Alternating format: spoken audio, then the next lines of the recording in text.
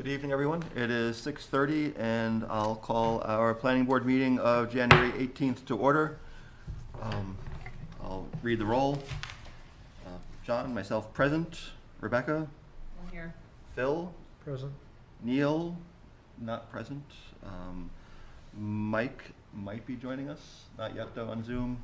Or not. Mark is absent, and Susan? Present. Alternates, Zach Terrell, not present, Michael Bouchard, not present, and Peter Julia. Present. So Peter, I will seat you as a voting member this evening. Thank you, sir. So up next, review of minutes from the January 4th meeting, and you should all have a copy of those.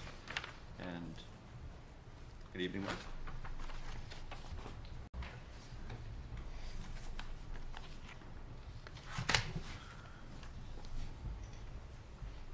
Guys.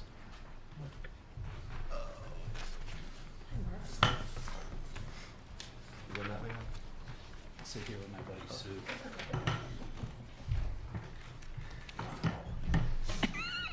Yeah.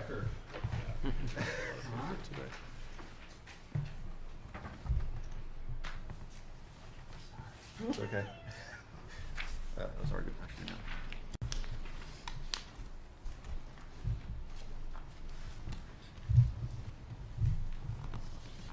Has everyone had a chance to look at the minutes? Peter, do you need stuff? No, I'm not gonna disrupt. Good. Okay. Good.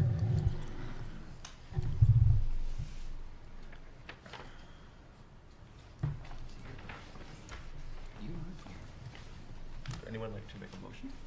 I'll make a motion to accept the minutes of January 4.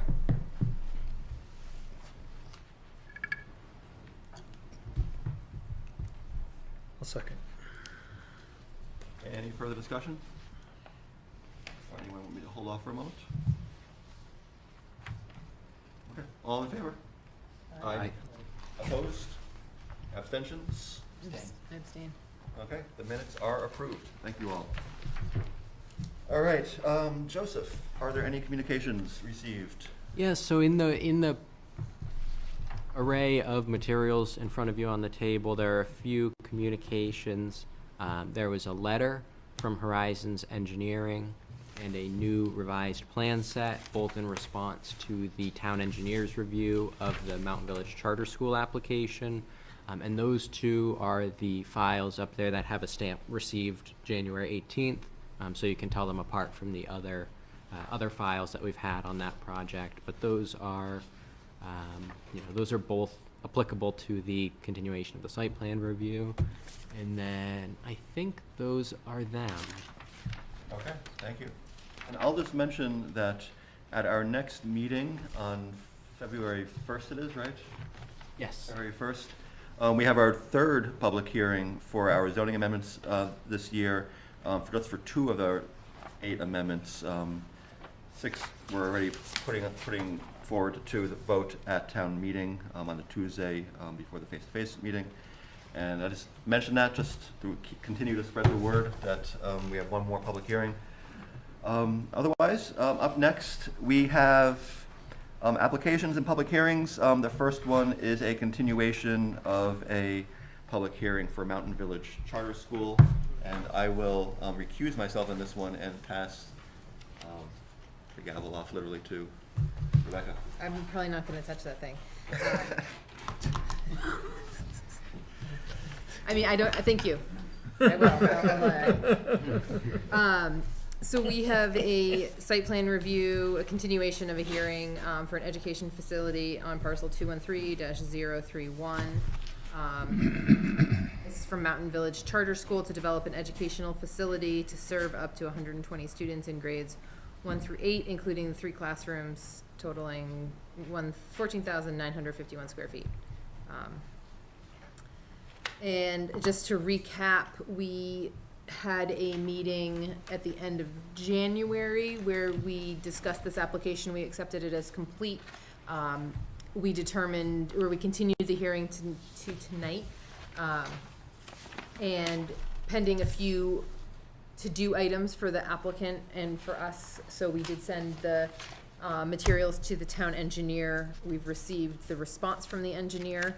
And at this point, unless the board has any comments, I'd just like to have the applicant step up and just discuss any of the engineer's concerns or comments, any changes to the plan, anything else that the board should have brought to their attention. Thank you. Delaney Carrier, current Vice Chair of the Board of Trustees for Mutton Village Charter School. We also have Frank McLean, former Chair and project lead on this. I don't have specific comments. Frank, do you have any specific comments?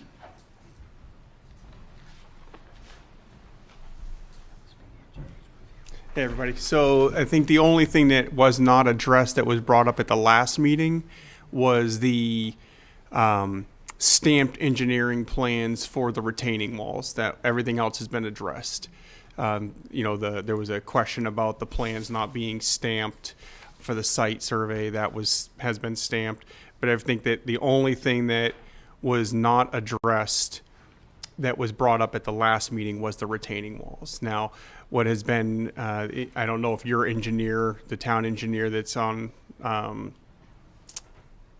retainer, brought this up or mentioned it, but it's very, very, very typical practice to have those retaining walls designed once the construction is started. And then they will then present those engineered stamped plans. So that would be the only thing that would be, I think, missing that was even brought up. I don't know if it was brought up as a incomplete package by the engineer, but it was definitely mentioned in there that there was no engineered plans for that.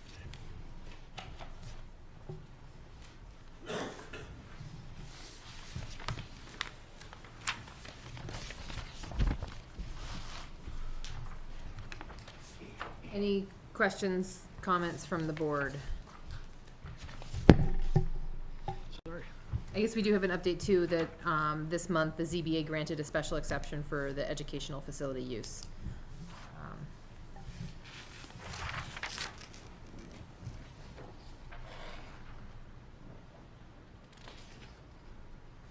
It looks to me like all of the engineer's concerns have been addressed. We do have that one question about the retaining walls, so.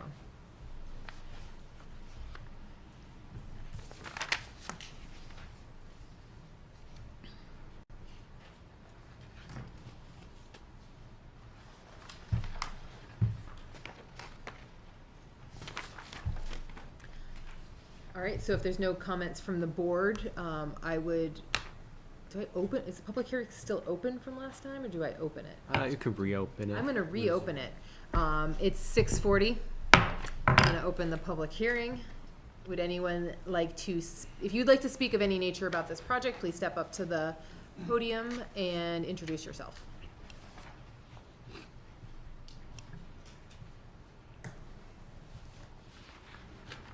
Okay, it is still 6:40. Closing the public hearing. Bring it back to the board, who will hopefully have comments, questions.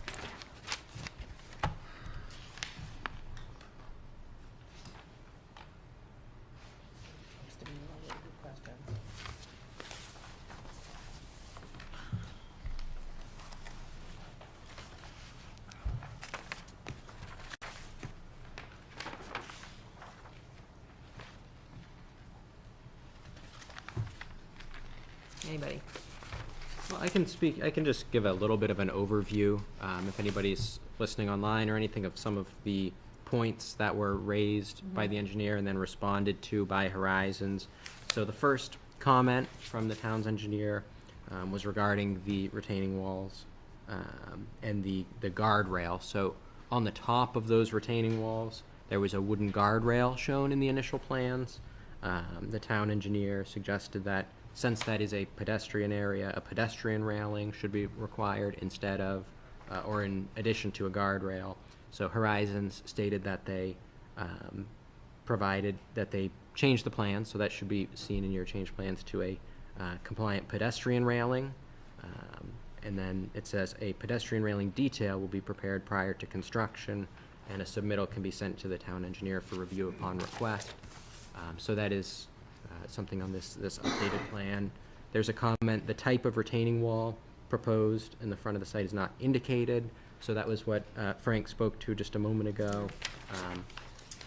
The Horizons Engineering response to that, the applicant's engineer, was that it'll be a modular block retaining wall, but a detailed design plan stamped by a structural engineer will be prepared by the wall provider prior to construction. Plans can be provided to the town engineer for review upon request. There's a comment about the drip edge detail, and that was modified to show the sidewalks, the crushed stone sidewalks that are along the buildings, which were not previously shown in the detail. He had a question about the center line radius of the driveway, particularly the area near the parking spaces at the top of the driveway, and concerns about vehicles, particularly cargo vehicles, delivery vehicles, or buses. The response states that there will be no buses used, and that a box truck turning movement analysis is included on the last page of the letter here from Horizons, that they say is adequate for flow of a UPS style delivery truck. The sidewalk details were a question also from the engineer, and the Horizons Engineering says that essentially they will comply with ADA, but this is just for the sidewalks shown on the current plan, so those would be from the 2 ADA spaces to and around the buildings. It says the surface will be marked with paint. There is a question about the surface of the driveway itself. So the driveway materials. So Horizons has stated that the driveway apron is going to be paved to the edge of the right-of-way to meet DOT requirements, but the remainder of the driveway and parking areas are proposed as unpaved hard-pack aggregate, and so they've added a detail of both of those surfaces in the revised plan set as well. Number 7, comment from the town's engineer was that it appears there may be an additional off-site area that contributes to site drainage and the bioretention area, which Horizons said that is accounted for in the runoff calculation, but that this property to the north, I suppose that would be the neighboring property, doesn't run through this subject area. The comment number 8 says that stormwater volume control is required in the site plan review regulations, and the town's engineer asked that they clarify that the proposed design complies with this requirement. So Horizons included some information from their drainage analysis here, but it does specify that the bioretention pond overflow is designed to accommodate passage of the 100-year storm event. The on-site soil is not suitable for infiltration, therefore the GRV volume is not met.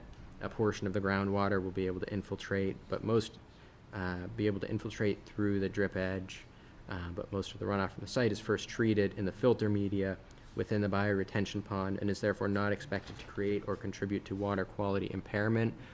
So that's the the stormwater volume discussion, and that's their engineer's response, that there is not that the site can't accommodate the infiltration required to meet that requirement. A detail is required for the wooden guardrail that was previously discussed. The town engineer did ask a question about the lighting plan, just noting that it seems like it might not be complete, but the Horizons Engineering, the applicant's engineer, advises that the light fixtures are just as shown on the plans. There's no additional lighting proposed for the site by the applicant right now, so they have shown the lighting that is proposed, but the only lighting proposed is that around the building, none for the parking area or the rest of the site. So I think that's probably the reason for that condition, or for that comment. Driveway permit requirement is noted, and then stamps are noted as well, the lack of a PE stamp on the plans. So the new revised plans should have that PE stamp, but the certified wetlands scientist is going to need to take a final look at the site upon snow melt. So Horizon says, we request a certified wetlands plan be required prior to construction as a condition of approval. So that was all detailed in this letter that's dated January 17th, received on January 18th, along with those revised plans. And those were, each of those corresponded to the town engineer's items, which are in his letter, which was also up there, on the table.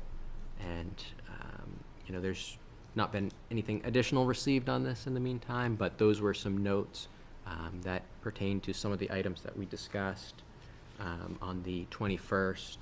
And then, like you said, the zoning board on January 2nd granted a special exception to operate an educational facility with a condition that with the condition of site plan review approval from the planning board. So that was approved, though. That had previously lapsed, but it looks like that, not really a need to have a condition for that, because that's good to go. That'd be a little circular. Right. There was the comment made at the last meeting about the pedestrian access up the driveway from the parking area to the building, where the applicant suggested potentially adding a gravel path to accommodate that, pedestrians walking from parking to building separately from the driveway. There was also the discussion of the water and sewer connection, the water via a private well, and the sewer connection via a force main extension across the water and across Tenny Mountain Highway and then across an adjoining property as sort of a mainline extension. The applicant did request a waiver, and the board accepted this with the waiver of showing the signage detail. I have not noticed if the signage is updated. There is updated details in this new plan set for circulation signs, but I have not seen of the actual signs that relate to the use. So that would be another question that we discussed somewhat last time. And then the other question was, there was some discussion of the parking area and the parking for the ADA spaces, as well as the circulation to and from that area, and the lighting there. And then those were my significant notes that I put together in the report from last time. And the updates outlined in this letter that we have from January 17th.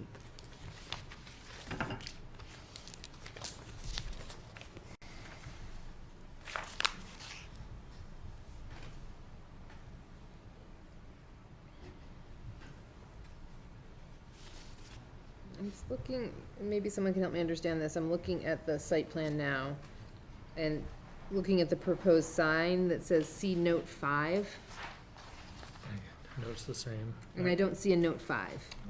There is a note. There's note 5 in the general construction notes that is not related to the sign. It's about controlling erosion. Right. I noticed that as well. So the sign, and the sign is still shown in this plan set in the Tenny Mountain Highway right of way. So that could be something to discuss. That would be, Yep. A sign on premise would have to comply with the zoning, and a sign in the state's right of way would, they Okay. would need to deal with the state on that.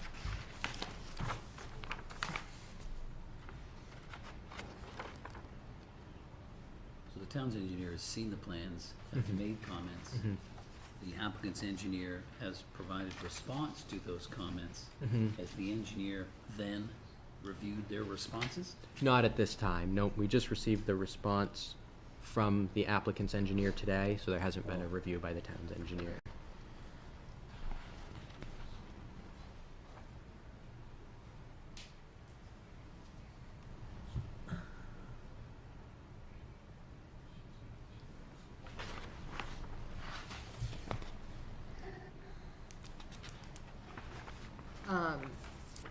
I'm also not seeing, has the applicant chosen not to include pedestrian travel from the parking area to the school? You're saying from the parking area to the school? Yep. Yeah, no, that was only if it was required by the planning board. Like, we're not interested in doing that because of the cost, but if it was a condition of approval, then we would add that in. I think I mentioned that at the last meeting. Like, we could make that accommodation if needed, but we don't see it as being needed. Thank you. And any update water and sewer wise, or is that still pending? It's just the spend of the money for the applications. So at this point, the discussions have all been positive with water and sewer department, with Jason, that there's no issues. It's just the permitting, the formality of the permitting.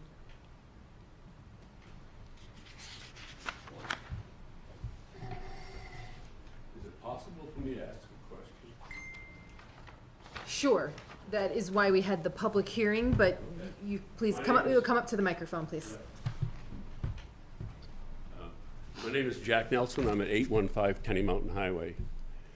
And the question I've got is about a long time ago, the town was looking at the property, I believe that's behind the school, for a secondary water source for the town. And there was some wellheads drilled down there. I think they might even still be there, but it has been a long time. And I didn't know if the runoff from the parking lots and stuff might affect the quality of the water if the town decides to use those wells for that. So I believe the stormwater regulations within our site plan regulations are, or the stormwater. Well, I just wanted to bring it up because I didn't know if you were aware that those wellheads, at least one or two of them are still down there, like 8-inch pipes coming out of the ground. And they were capped, but that was a long time ago when we used to hike over there. Yeah, all I can say is our site plan regs should be, they do require stormwater treatment and, ensuring that any runoff is going to be treated and clean when it leaves the site, in theory.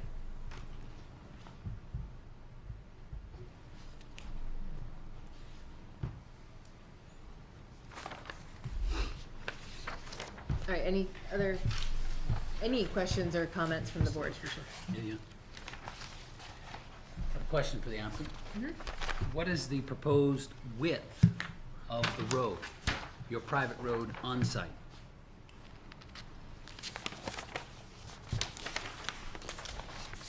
Our engineer is not with us this evening, so all I could say is it would be whatever the traffic study would allow for the box truck to have the proper turning radiuses pulling in there and allow for a car to pull into a parking spot and back out of a parking spot, allowing travel, without any kind of like jackknifing or whatnot.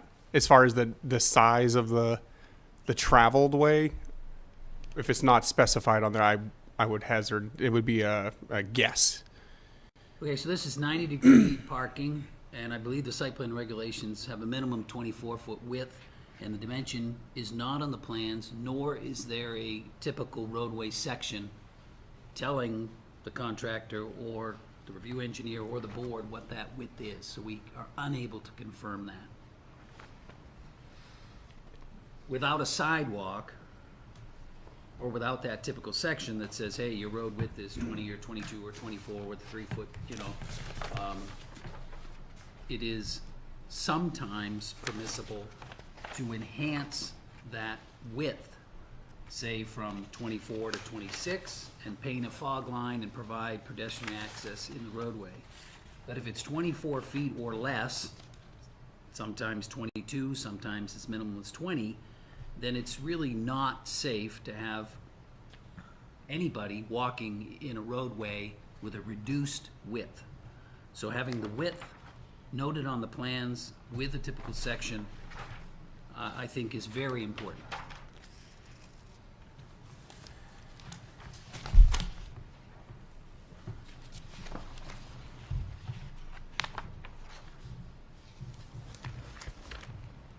And there's no lighting proposed for the parking area or the walkway, is that correct?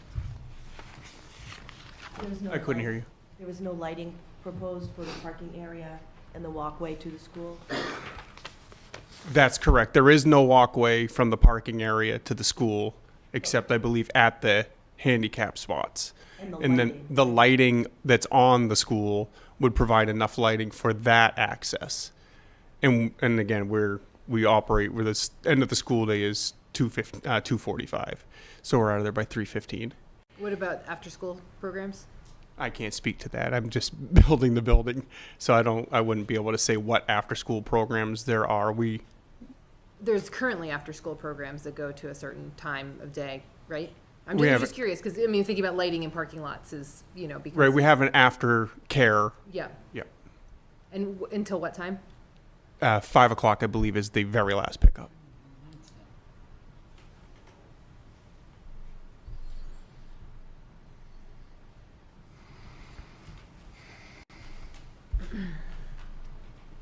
And evening programs and occasionally happen as well? So there will be access to the parking lot during dark hours? I mean, I can't speak to the future and if it's a contingency on approval to not have those. I really can't. I mean, I would Can you anticipate. tell me what you do now so we can get a sense of we're trying to understand.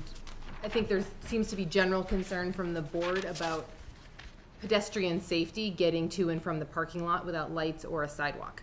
So trying to understand what kind of use is happening during those dark hours is important Sure. for us to talk about this. So where we've been operating, there is no lighting in the parking lot until just this last week when I called and had NHEC come down and fix that. But really, the only activities that we have on campus would be our after-school program. Board meetings would be there. I can't think of anything that's held on campus right now that would be after hours, that would be in the dark. Mostly because we just don't have the facility. And we do if we have after-school programs, it's like any kind of like fundraisers or anything, it's outside of the campus.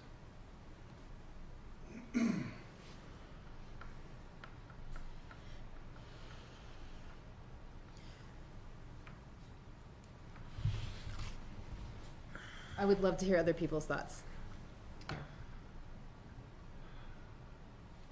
It seems that if there's no walkway from the parking to the school, I can't quite tell the distance from the furthest away parking spot to the school, that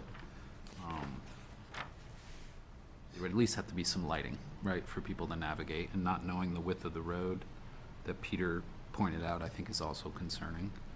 I think that makes sense. I do think it seems that Horizons has at least attempted to address a lot of the concerns that the town's engineer brought up. I mean, it would be interesting to go back and see what the town engineer has to say now that we have this response from Horizons on the 18th. Just say it's 50. Yeah, I think so. I think it seems like the engineer's concerns have been addressed. And I guess thinking about, I do have concerns about pedestrian safety. I'm trying to think, I don't have the, do you guys, there are comments for the? I'm sorry, I was trying to ascertain how far. It appears to be about, because they're stationing on the center line of the roadway. Yep. And trying to deduce from the station, the numbers are quite small. And I almost always have I apologize, I came right from work, so I don't have my bag I usually have with me with my scale, but like I say, it looks to be about 500 feet. And, yeah, that would be a challenging walk in the winter when it's dark, and that grade of gravel is iced up. And it's gonna be a gravel walkway and everything's gravel, nothing's asphalt? Ledge pack is, I think, Ledge what he pack. said. Yeah, that's, Which can get holy, which can get rough to walk on. Looks like this is 7% grade too. it is, Now, I don't have our site plan regs or zoning in front of me. I'm just, if someone does, that would be great. Just trying to think about what That's a station. what requirements we have for pedestrian 7 feet elevation. circulation, lighting, things like that.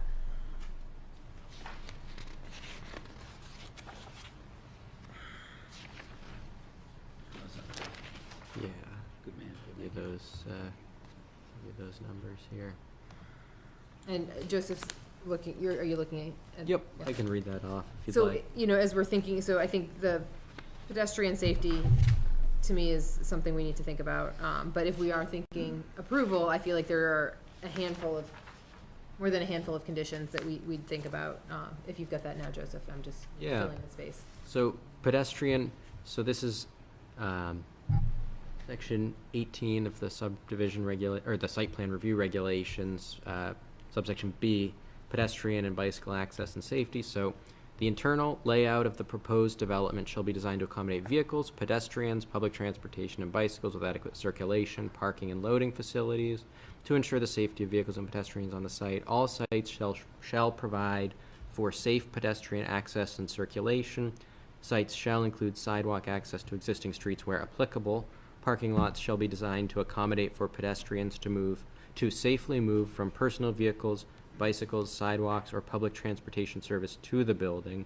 This may be achieved through pedestrian aisles, sidewalks, or other means. The site shall comply with the Americans with Disabilities Act of 1990, ADA. Which it does because of the accessible parking it's immediately close to the building. However, it is not a hard-packed, durable, all-season surface. That basically means pavement or concrete in the state of New Hampshire. Actually, several other states. That is an ADA requirement. What was shared with us from the engineer is that the hard pack will meet ADA compliance. It will not. Ask him to show you. I think it was, yeah, Okay, I mean, yeah. So I think that, I don't think it, I mean, the site needs to comply with the ADA, but that's not our job to enforce it. Is it our job to make sure that it complies with ADA on the plan? Or can we have the engineer, our engineer can review this again and say it does or doesn't comply? Very good. I would think so. Yep. Right. I'm just not familiar enough with the ins and outs of the ADA to determine what, and I know you are, Peter, but It's okay. yeah. It's okay. If I may, the other thing that concerns me is that the road, the single lane road where people might be walking from the parking lot up to the school, in addition to being, hard pack, it appears to be about a 6% grade as it's laid out, which is not problematic for a pedestrian or a vehicle, but I would be concerned about snow-covered roads, vehicles losing traction and while trying to get up that hill as people may be trying to walk in or out of the area too. I'm a little concerned that there's not separation from pedestrian travel and vehicle travel along that path. I think our site plan regs, as Joseph read them, are pretty clear in that we need to make sure that there is Pedestrian access. pedestrian from parking areas to this building space. And it seems like what I'm hearing from the board is we don't think that there is safe access. Steep. The distance, partly the exposure to pedestrians on a fairly narrow road that we can't quite determine. What do other folks think? I agree, totally. And also just thinking about, lighting in the parking lot, for those dark hours, which will be several months in the winter time.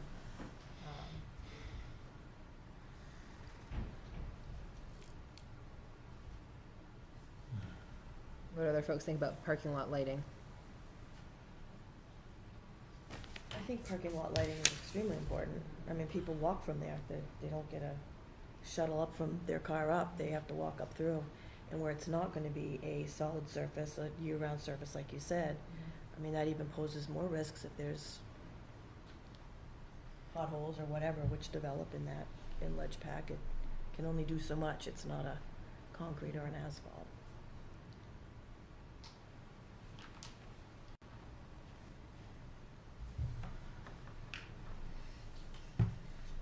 All right, so, I think a few things to think about. Are these issues that we can deal with, just, recognizing that this is our second public hearing for this, application?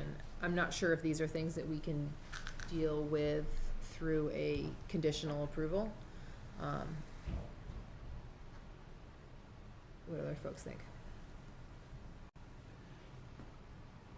You're asking for an informal sort of straw poll? I'm trying to figure out what the Yeah. next steps are and without, What's our timeline for decision from acceptance?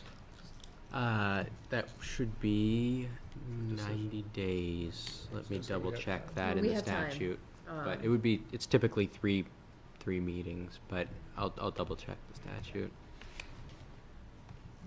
I'm inclined to ask, to continue the hearing and ask for engineers' feedback on surfaces and,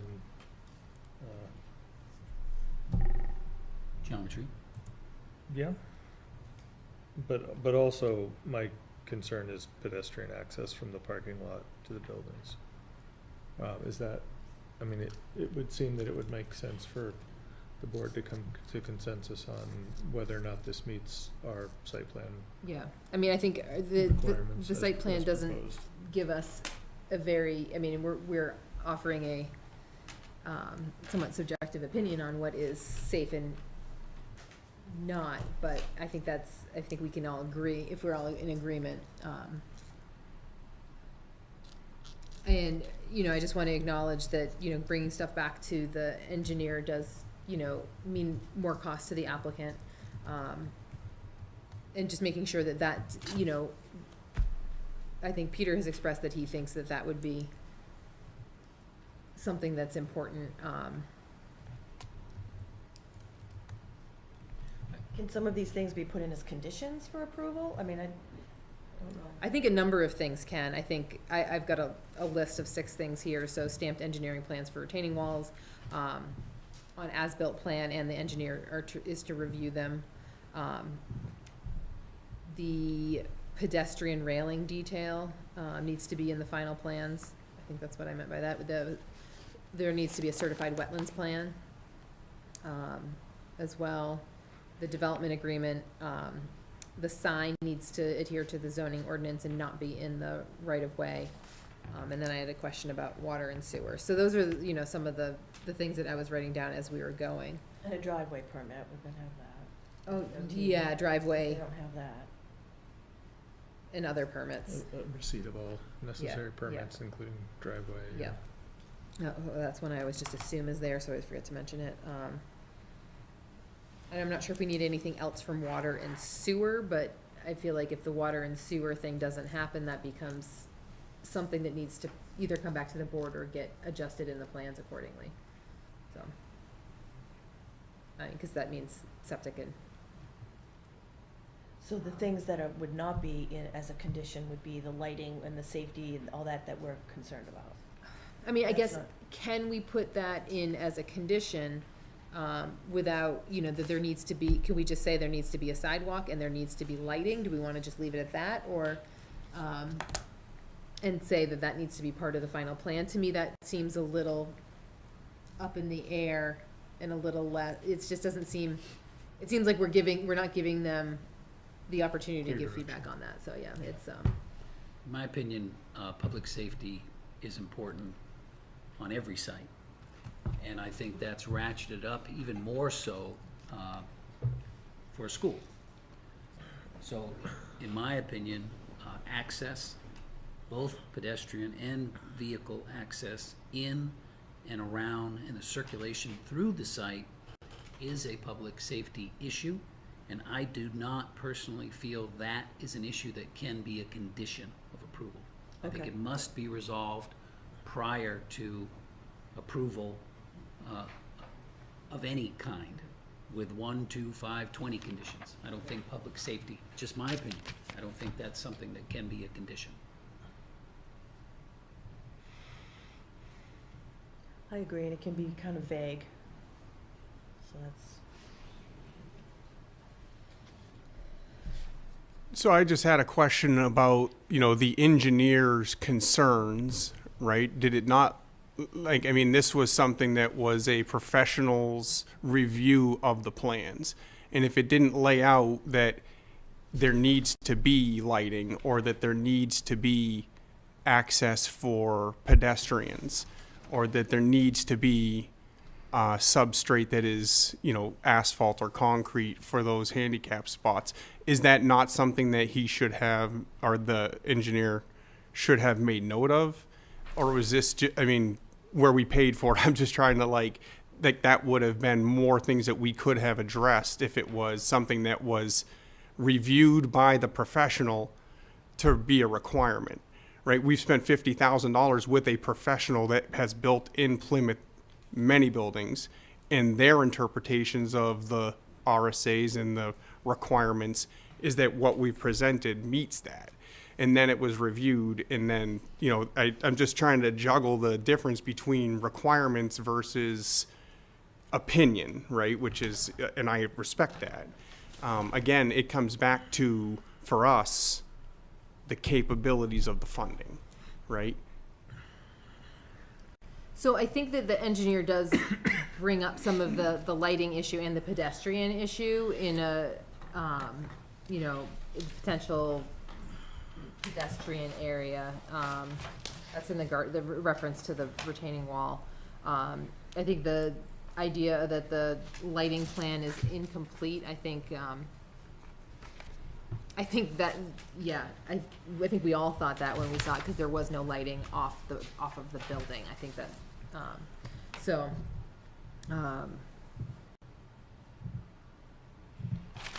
yeah, I think to me, our site plan regulations are clear that the safety, it is in there. Should this have been something that we had talked about at the last meeting, we probably should have required this at the last meeting, but we're trying to do the best job we can with, the information and the ability that we have here. So, 75 for a school.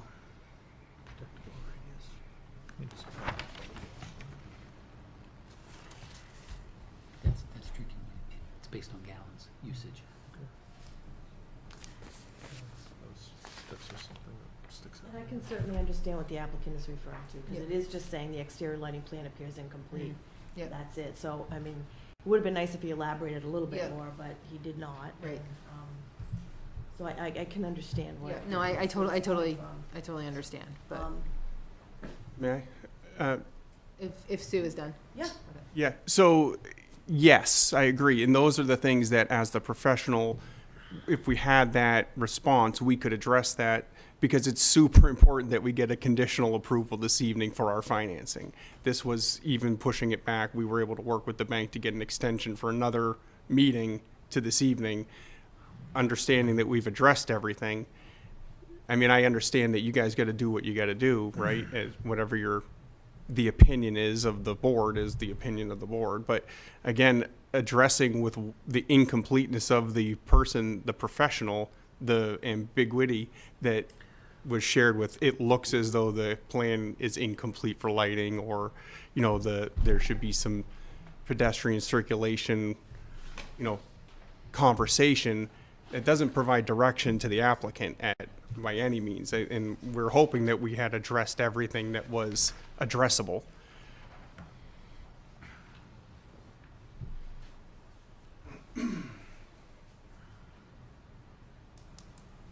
And it seems like in the response from Horizons that the lighting, they were more, the concern is that the lighting is not going to infringe upon abutting properties, which I understand that, but I think it's not a personal opinion of mine, it's just an overall school, it's children, it's parents, it's grandparents, it's, Yeah, it's just. and employees that have to get to and from their vehicles safely in the dark. Right. It's not personal for me, it's just what's factual, it's what's out there, that's what it is. I just have concerns about it in the dark mostly, at nighttime issues. And there was no lighting addressed on this, so I don't know, I don't know how we address that. Yeah. I don't know. Yeah, I mean, I think, Guidance would be good. yeah, I mean, I would think our goal is to get to an approval, but I'm just not sure if we can get to that this evening with the question of pedestrian safety. Can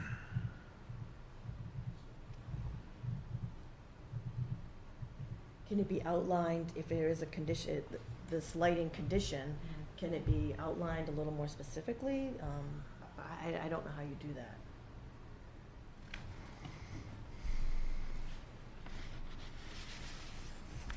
I mean, just as you're saying, it's an opinion of the safety, right? It's a perspective of what is considered safe, and that's at the planning board's discretion to come to that, right? So we're, again, as I said before, if the planning board says we need a walkway around the front, that's hard pack for pedestrians, and that is a condition of approval, then we'll put that in as a condition of approval. I would think that something stating that a lighting plan that would meet, legal, there's got to be some sort of definition for what is required, that would be something we could follow, right? A guideline that is not kind of, I feel this way or I feel that way, right? It's cut and dry. You need seven lumens for one handicap spot or whatever that is, right? That is something that we can follow. But if it's something where it's like additional lighting to support, safe travel, I don't know, but neither does your engineer that we've paid, right? They haven't laid it out either. Okay, so there, I think the challenge we have is we don't have the regulation that says there has to be a light here, here, here, and here. Those don't exist. The site plan regs say it needs to be safe. And that's gonna change from site to site and project to project.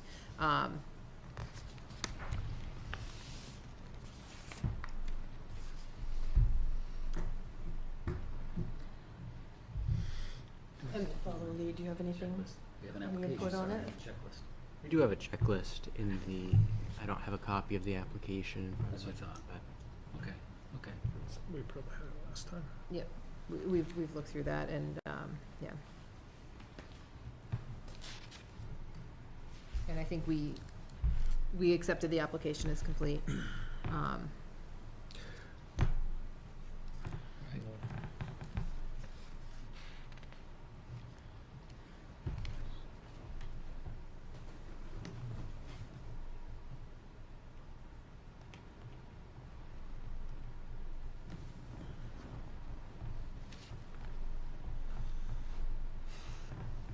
would just like to say to the applicant, to the members of the community that are present this evening or online, I empathize with you as an owner, as an applicant.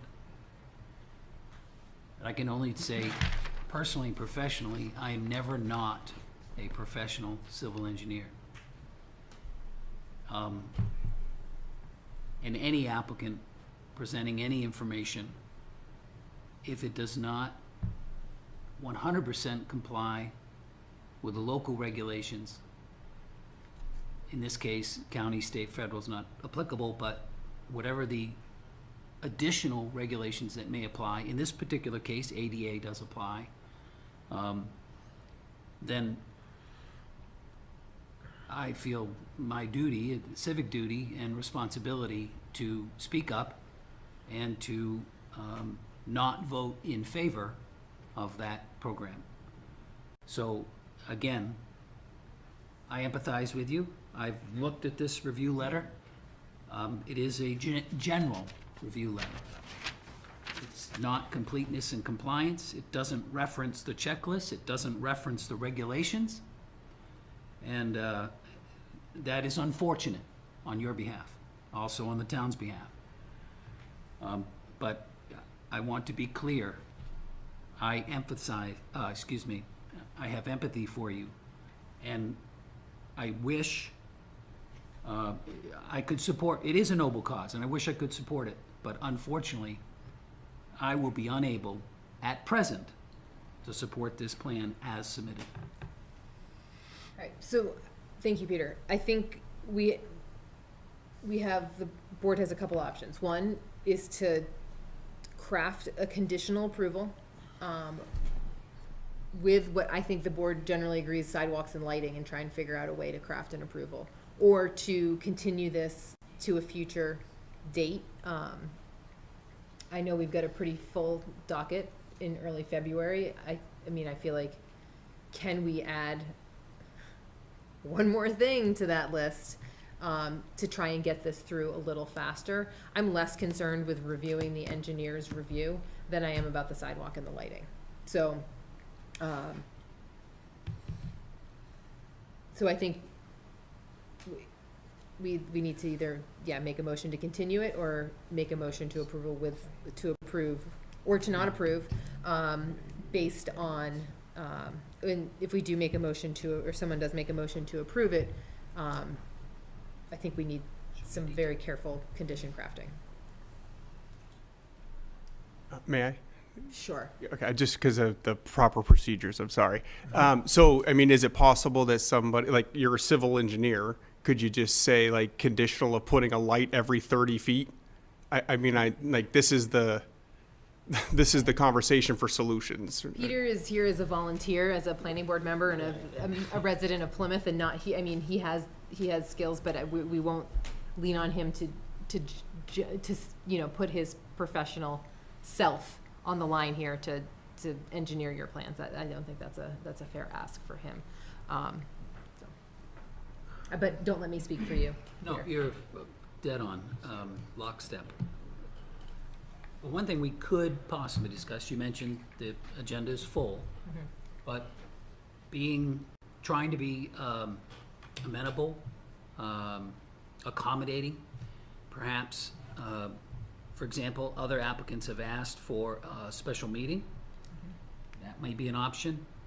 I don't know if the board has time or willing or availability.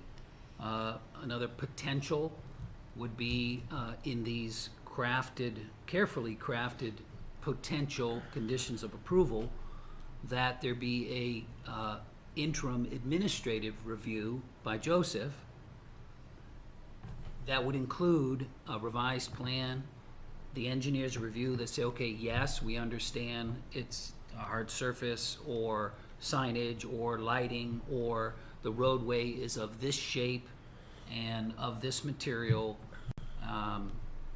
These things that are our concerns, it may not need to come back to the board as long as Joseph has done the administrative secondary in this case tertiary follow-up review to confirm that the board's concerns have been met. Something to consider. Yeah. No, I think this is good. This is us trying to work through a mutually Right. acceptable solution. Joseph, Creative. what do you think about throwing it on you? Yeah, I mean, I think it's, if the board wants to do something like that, I just think it's important that the board is very specific about what they want, because, we want to make sure, ultimately, the decision-making authority is the board, and, I could certainly act on behalf of the board in a certain extent if delegated to do so. That's fine. I would just say that, making sure that it's there's specificity from the board as to what I would be looking for and asking for. And then another option that I can just mention that the board hasn't utilized too much lately, but has in the past, compliance hearings are an option for conditional approvals too. Can schedule compliance hearings to gauge progress towards meeting conditions placed on an approval. Okay. All right, so it sounds like we might be able to get creative here. So I feel like what we can't send to Joseph is to say, Joseph, please determine if it is safe for pedestrians. No. But I think what we can say is there needs to be a sidewalk connecting point A to point to be determined. There needs to be, you know, Real specifics, real guidelines, real something. yeah.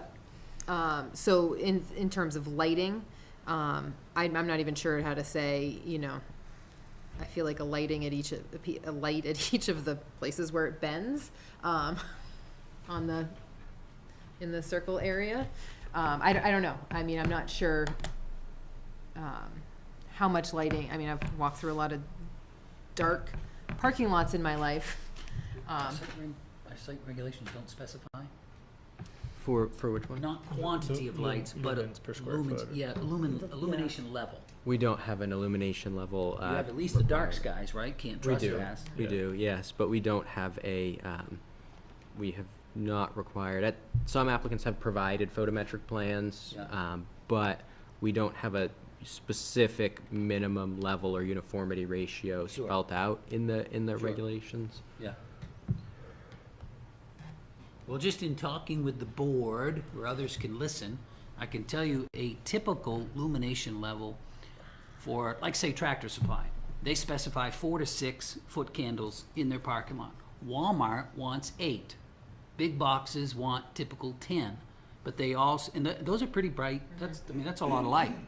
But they also have cutoff fixtures that are downcast, so there's no what's called light trespass. So the light level, for example, at any one parking space is no less than X and no greater than Y, but at the property line must be a minimum, and that's typically half a foot candle or less. So I would think a reasonable level, and this is completely a guess for this use, but, you know, 2 would probably be visible, 3 and 4 would be better, 6 might be too bright. But since this is fairly rural and down off the road, a higher lumen or higher lumen fixture, so typically 25, 30 feet, can get you more lights, which means, you know, maybe only 2 fixtures for that whole area. And it might work, but that would have to be, you know, looked at. But I think what we're hearing and we're saying as a board is that there should be some lighting, and it should be of, you know, sufficient levels for adequate sight Just at night. out of curiosity, how bright do these compare to, say, like the downtown Plymouth lights that are, Terrible. yeah, gaslight At levels? best. Yeah, Gosh, well, again, yeah. I'm just curious because yeah. I don't know. Yeah. I wish I could give you a direct example. Okay. I mean, I would like to see something, if there's the pathway, I'd like to see something at the end of the pathway to at least show where that is and give you some guidance there. And the lighting around the school itself, with the existing lighting that they have in there, should probably illuminate that end of the path as they get closer to it. Is that So where do you see the accurate? path going? Well, I don't know where the path is gonna go. That's, The sidewalk or the? You're the- talking about a sidewalk from the parking lot up yeah, to from the school. parking lot, whatever it is, from a parking lot to the school. I don't know where that is. And if they're following the road, then, Yeah, I mean, that So may be, there's- I can see why they, So the lighting, did you see the lighting plan, Sue? It's the last page, E14. Around the school, they've got a lot of lights. yes. And on the gable ends, I presume those are gable ends, according to this plan, there's one wall pack on each building. One up near where they've proposed the ADA parking, you know, within reasonable, I would venture a guess within 30 feet, based on the scale.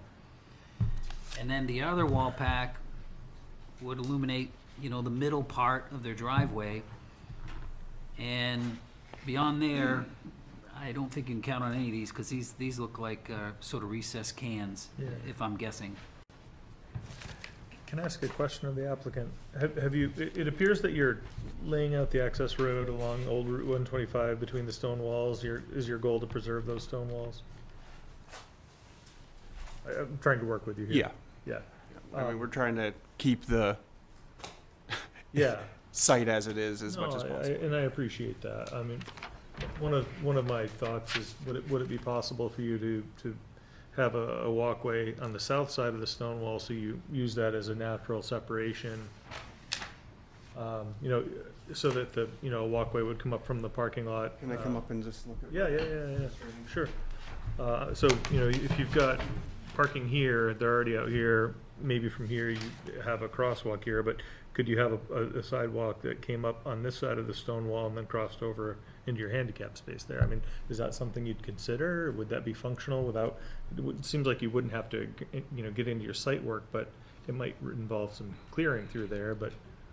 I don't know. I Yeah, mean, yeah. it's moving everybody out Right. on the other side towards. But the other side is also away from traffic. Like, do you understand my concern? I'm thinking about, you know, teachers arriving, parents dropping kids off and doing a loop down here to come out as more parents are coming in, teachers walking up, you know. You could have two-way traffic and The traffic pedestrian. flow for circulation is everybody comes in and drives around, and then they get unloaded up over here somewhere.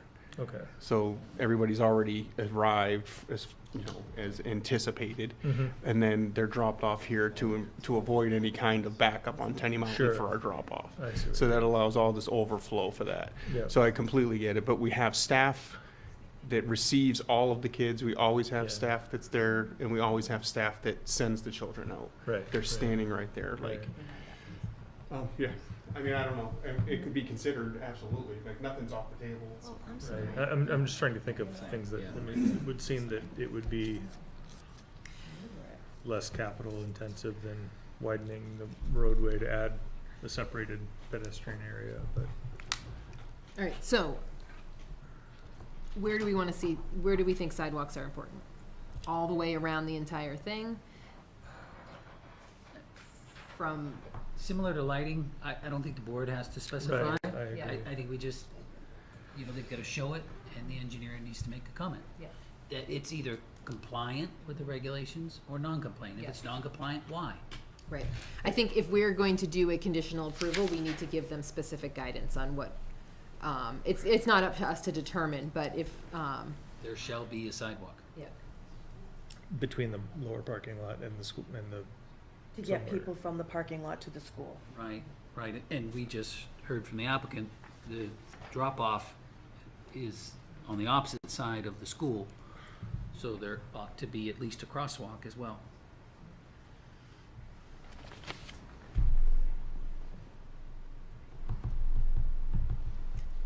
All right, so what do folks think about creative solutions to getting to a conditional approval, a compliance hearing, something like that? I mean, we can't ask the town engineer to expand upon his statement here that the exterior lighting plan appears incomplete. I mean, we certainly could could, with another but I also think that, That's just putting you know, in- the applicant did address that there is the lighting plan where to, the last page. yeah, there's the lighting plan and there are And some they're details of basically the not lights. proposing any Yeah. lighting that's not on the buildings. Yeah. So, but I think our site plan regs are clear in that, you know, the lighting plan as presented is a lighting plan, but is it Oh, I agree. I So- mean, I so, okay, so working can, at a school, there's lights everywhere in all the parking lots. Oh, It's is that different. the- yeah. Yeah, it's a different place. Yeah. Totally understand that, but it seems to me that in a parking area that's, we're estimating is 500 feet away from the front of the school roughly, there would be some lighting out there. Yep. And like you said, drop off in the morning, you know, experiencing drop off with kids, like it's pretty hectic, and pickup is the same, and if it's dark out, we would just hope there was lighting out there for people's safety, so. It seems like it's something we What's the should require. design capacity of the school buildings? Do you know how many students you're planning on having in enrollment? 139. You were on the last 120. time. He did answer that. No, Sorry. I just forget, I was here. Yeah, it's 120-ish, and then Okay. the tower goes up to 150, but I think the building's designed for like 120. Yeah, it's 120 students and 19 employees is what Thank it you. says, so. Okay, so, conditional approval with a compliance hearing, a conditional approval that just says there will be a sidewalk and lighting to ensure safe pedestrian transit from the parking area to the school. But I think then if we're asking, having some staff review, then we're not giving Joseph the structure he needs to be able to determine what's safe, so. In terms of structure, I would hope anytime the town requests a review of any external consultant, civil, water, traffic, whatever the case is, that the town provide specific structure, i.e. scope, for that review.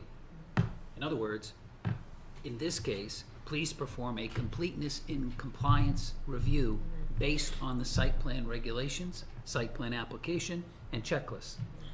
Which means I would expect as a planning board member to see a comment on, let's just say arbitrarily there's 20 checklist items. I want to see 20 comments. Did it meet or not meet? If it did not meet, why didn't it meet, and what section of the regulations did it meet? For example, if the roadway is one way and it's 18 feet wide, but our regulations say you can have a one-way road, but it must be 20 feet wide, then that should be a comment. It's 18 and not 20. Black and white, concrete, everybody can understand that. The applicant knows, the board knows, the design engineer knows. Or we pull it up and say, yep, it's 18, but the applicant has requested a waiver. So now the board considers, is 18 feet wide enough? That's just an example. Right now we have a very general review. Okay. Thank you. Which doesn't help You us think it much scales at out? all. Yeah, I mean, that, noted for next time, and, yeah. So if we're gonna maneuver through this and we're gonna try to give a conditional approval, how do we go about doing this? How do we word this so that Joseph, so now we're gonna be taking the place of that engineer with, okay, we're gonna tell Joseph exactly what we're looking for. Yeah, so I think we've got Can some. we do that? We've got, Why not? we've got six conditions aside from the pedestrian safety that I think. Would you mind repeating those? No, of course I'm not. sorry. The stamped engineering plans for the retaining walls. Yep. And I also had, and the engineer review of those plans as well. So that might be 1A and B. Something about the pedestrian railing detail, does that make, that's the, One of their engineer's comments said, a pedestrian railing detail will be provided prior to construction. Yeah. A submittal can be sent to the town engineer for review. So- So that's probably it. yep, that's the condition. The certified wetlands plan, that was also one of the certified wetland scientist requires a final review upon snow melt. We request a certified wetland plan be required prior to construction. Does the site plan regulations have a wetland section in terms of buffers or transition areas or protection zones or any of the sort? We don't have a buffer zone for wetlands, no. We do have reference to You're a lucky day. wetlands that, that in the stormwater section. Yeah. Well, it doesn't appear that they're physically impacting a wetland based on the delineated boundary, boundaries, plural, that are shown. Okay, so number 4. Number 4, the development agreement Yep. with the town. And then the sign needs to adhere to the zoning ordinance and not be located within the DOT right of way. All right, so those are the, sorry, one more. Driveway and any other required permits. Okay. And so then we get to pedestrian safety. Okay, so I don't know how to word this stuff. I don't know how to do this. Sidewalk, I think, we want to get from the parking area to the school safely. So what's your definition of safety? Okay, so, but then we get into, okay, are we talking like here on the parking area? Are we talking the entire parking area? What's safe and what, where, yeah. how much of that parking area needs to be sidewalked or footpath, or however we're gonna frame that, so. And prior to an approval, and maybe it would, there's also the findings of fact. Yeah. So you could start thinking about findings of fact related to the application, and that could help maybe move in that direction too. I hate to delay the application. We could ask them to propose, a sidewalk location and lighting plan and continue the hearing. Or could it be a compliance hearing to present a sidewalk? Can we do a approval with the condition that there is a compliance hearing for a sidewalk and a lighting plan? Does that make sense? I'm not familiar enough with a compliance hearing and how we might be able to best use that, but can we do a conditional approval, and condition number 7 is applicant will present a safe pedestrian walkway and lighting plan prior to construction for a compliance hearing to the board? Yeah, I think if the board made conditions that required some degree of interpretation, that is an option that the board could determine whether what's being proposed met the the board's interpretation of the conditions it was placing is reflected in what has been proposed by the applicant. So I think that is kind of the, one of the things that a compliance hearing can be. I think if the condition is just provide lighting and a sidewalk, the board could only review essentially to make sure that there is lighting and a sidewalk. If the condition were something more specific, or something that had a little bit more of, interpretation required, the board could use that condition or could use that review at the compliance hearing to make sure that the interpretation is in line with the board's interpretation. So because a regular, a condition, it partially depends on what the conditions are. Yeah, I mean, I feel like just saying there needs to be safe access, that we can't make that as a condition, because how would we ever, we're trying to interpret that ourselves. I would offer that the pedestrian access should be separate and protected from vehicular access, whether it be, minimum separation of several feet or a physical barrier like a guardrail. There are, protected bike lanes in cities that have barriers that protect traffic. Yeah, I mean, I think in theory that sounds great, but I think, is that something we would?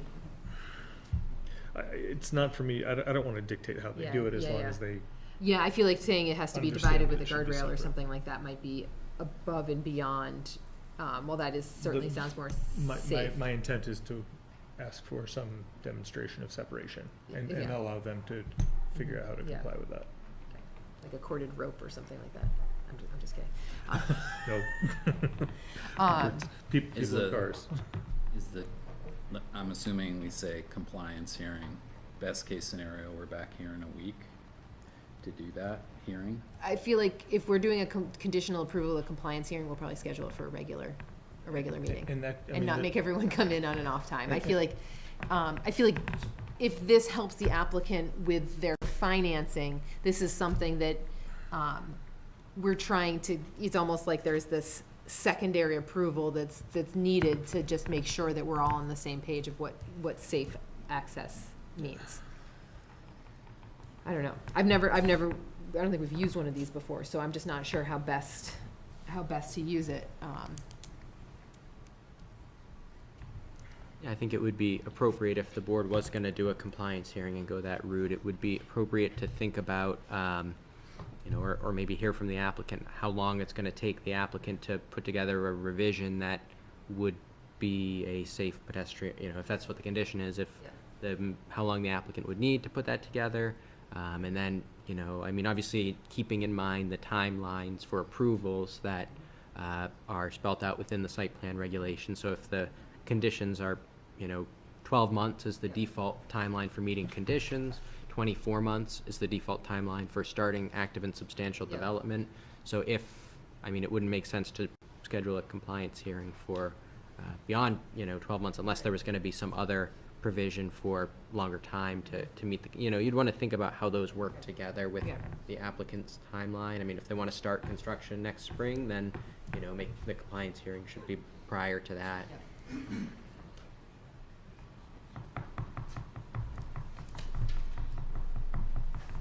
All right, so if we have, am I good to keep rolling with the idea of a compliance hearing? Are we liking this? Is it worth crafting more information on this, or someone could make a motion at any time for, but I'll keep workshopping this pedestrian safety compliance hearing idea, if we want. So this compliance hearing would be a condition, and it would consist of the walkway? I think what we would say is something along the lines of the applicant will come back to the board for a compliance hearing with revised plans that include safe and well-lit, safe pedestrian access to the parking lot, and lighting, safe lighting in the parking lot. Something safe, dark sky compliant lighting in the parking lot. Something along those lines. I don't know what, I've never.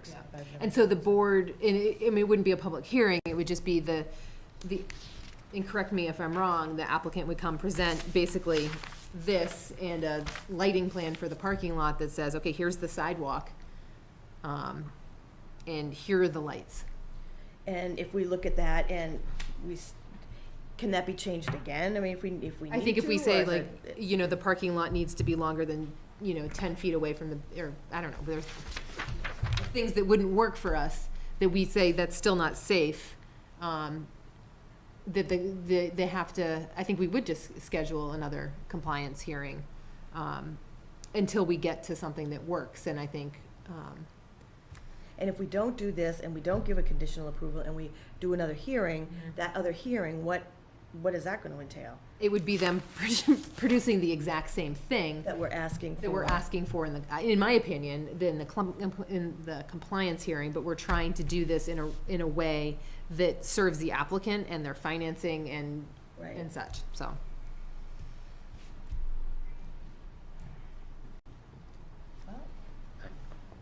What, either representative from the applicant, is it, I mean, if we're, I don't wanna just say we're gonna do a compliance hearing and you're like, that doesn't work for us. I think at this point, I feel like our options are continue to the next meeting or to a date in the future, or to do this compliance hearing. Are you at? Sorry, that was Question, yeah. question mark. Yeah. Yes. I mean, so as far as, that would be what I was anticipating anyways, is that if you had questions and there were things that you guys wanted to put in that was not answered by that it would be conditional. And then we would come back and proof to you, something that would be acceptable and required by law, right? Something that wouldn't be onerous to us as far as cost, but would be in best practices for any entity that was building there, a parking lot, right? Right. I mean, that would be like between our, the best practices that our designer has worked with, and then it would be reviewed. I would imagine that they would be sent out again to that person, and they would say, this is beautiful, and then just stamp.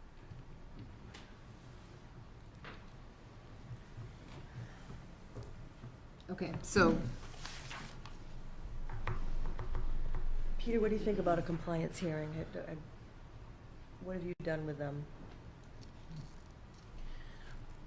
I mean, what we're doing is basically the same thing, except we're giving them a conditional approval with that, or we don't do anything, and they can come back again and do it.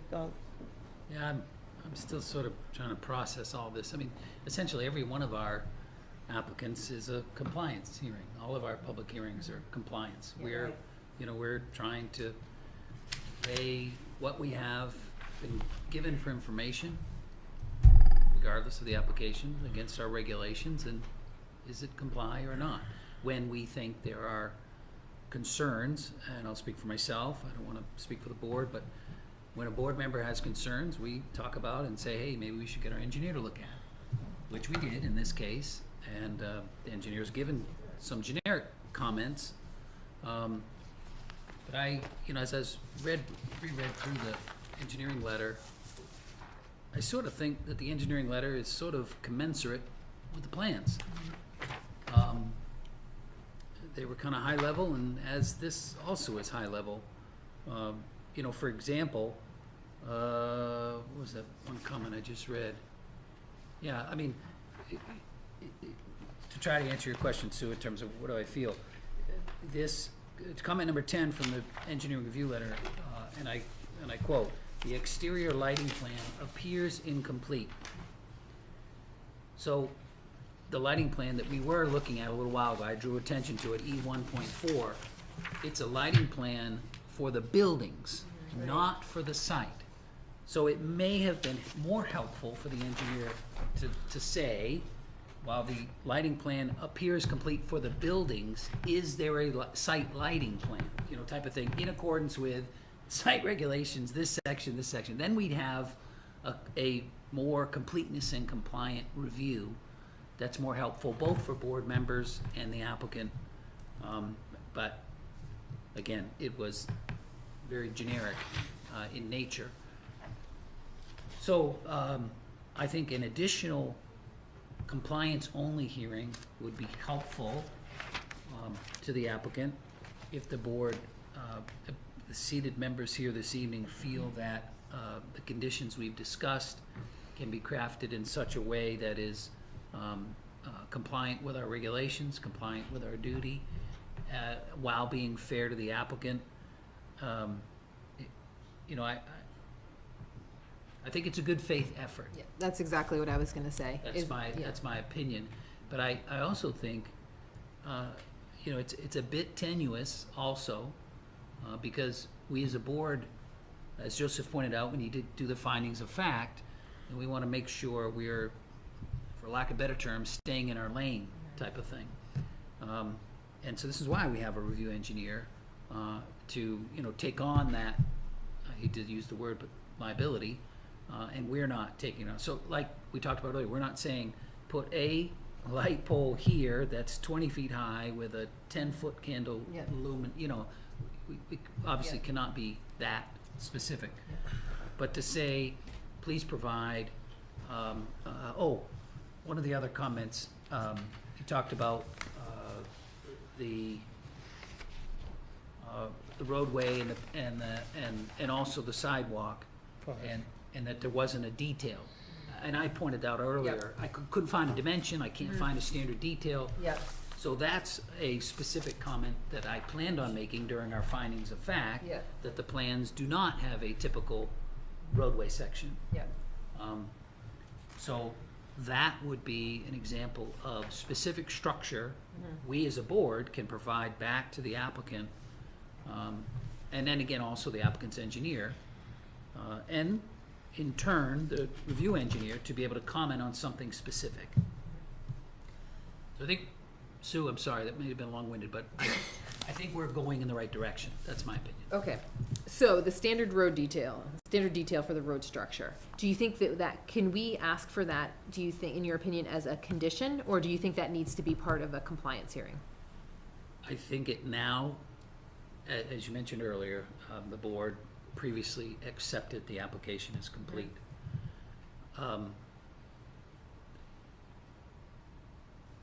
I don't have the application in front of me, nor our checklist, so I don't know if, say, checklist item 7A or something arbitrary like that was typical road section.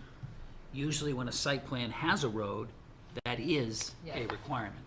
So I would, no, that's not it. Yeah, I looked. So we need them to show the road width.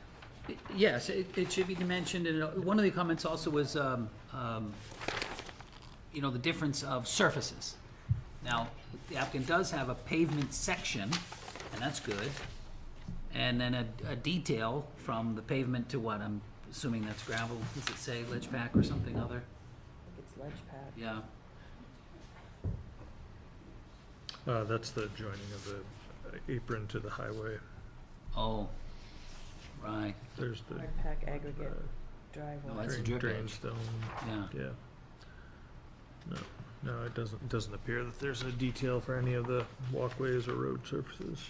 Did you close the public hearing? Is it blue? I did, Oh, okay. yeah. So we're still board discussions, board deliberations? Oh, yeah, Right in it. All over it. Okay. Well, maybe I would suggest we start in some of the findings of the facts, and that might help us craft okay. a condition if there were going to be. That sounds like a plan. I'm just trying to find something to write on. So findings of fact. Well, it appears he has adequate space for snow removal. The zoning board of adjustment, granted a special exception so that, for the educational facility use. They have demonstrated water and sewer services that meet the needs of the site.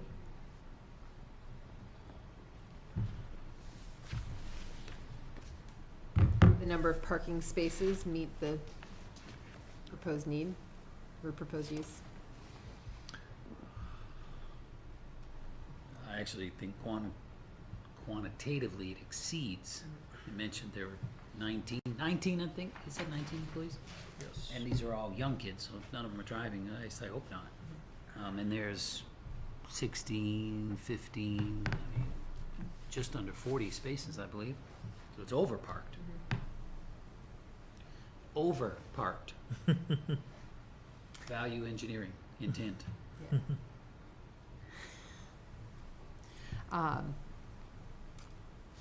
Let's see, I was gonna add something else, that there is a lighting plan for the building.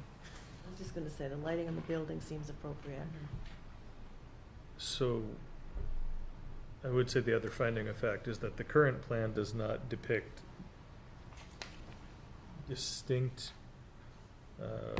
pedestrian walkways between the parking lot and the school, nor is there any lighting proposed for the parking area. Findings of fact, understanding it a This little is better. new. Yeah, Yeah. yeah, well done. Yeah, that makes sense, so, and Peter, would you like to add something about the standard detail road structure?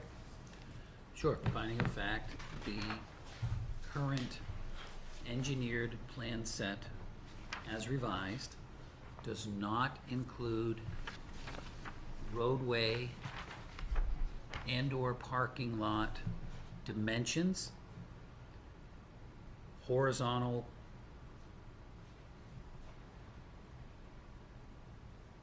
nope, that's just stationing, horizontal or vertical control, nor is there a typical construction detail for the roadway and its different surface materials.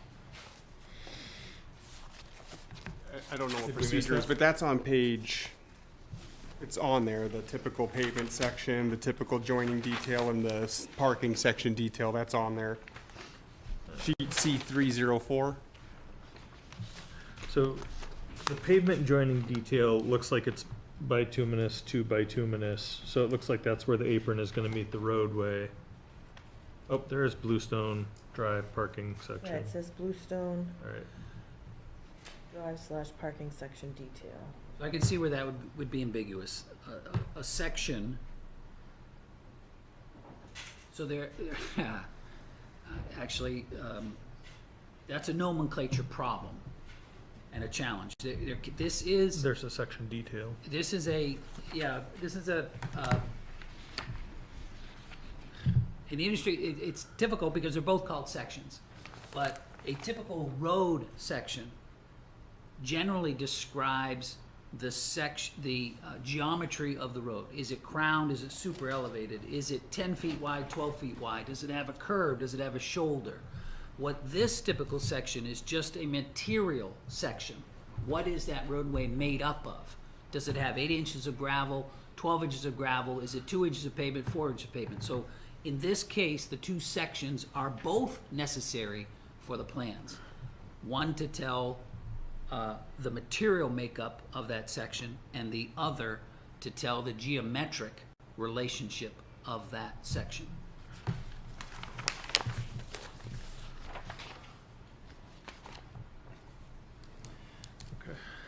So we have a collection of findings of fact. Sue, do you have any findings of fact you'd like to add? Just a couple that I did. Mark, any input? Please? Not finding a fact. I don't know.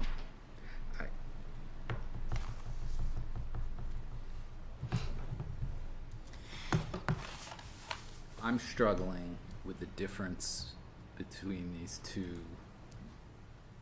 The two options. the two options. And I think that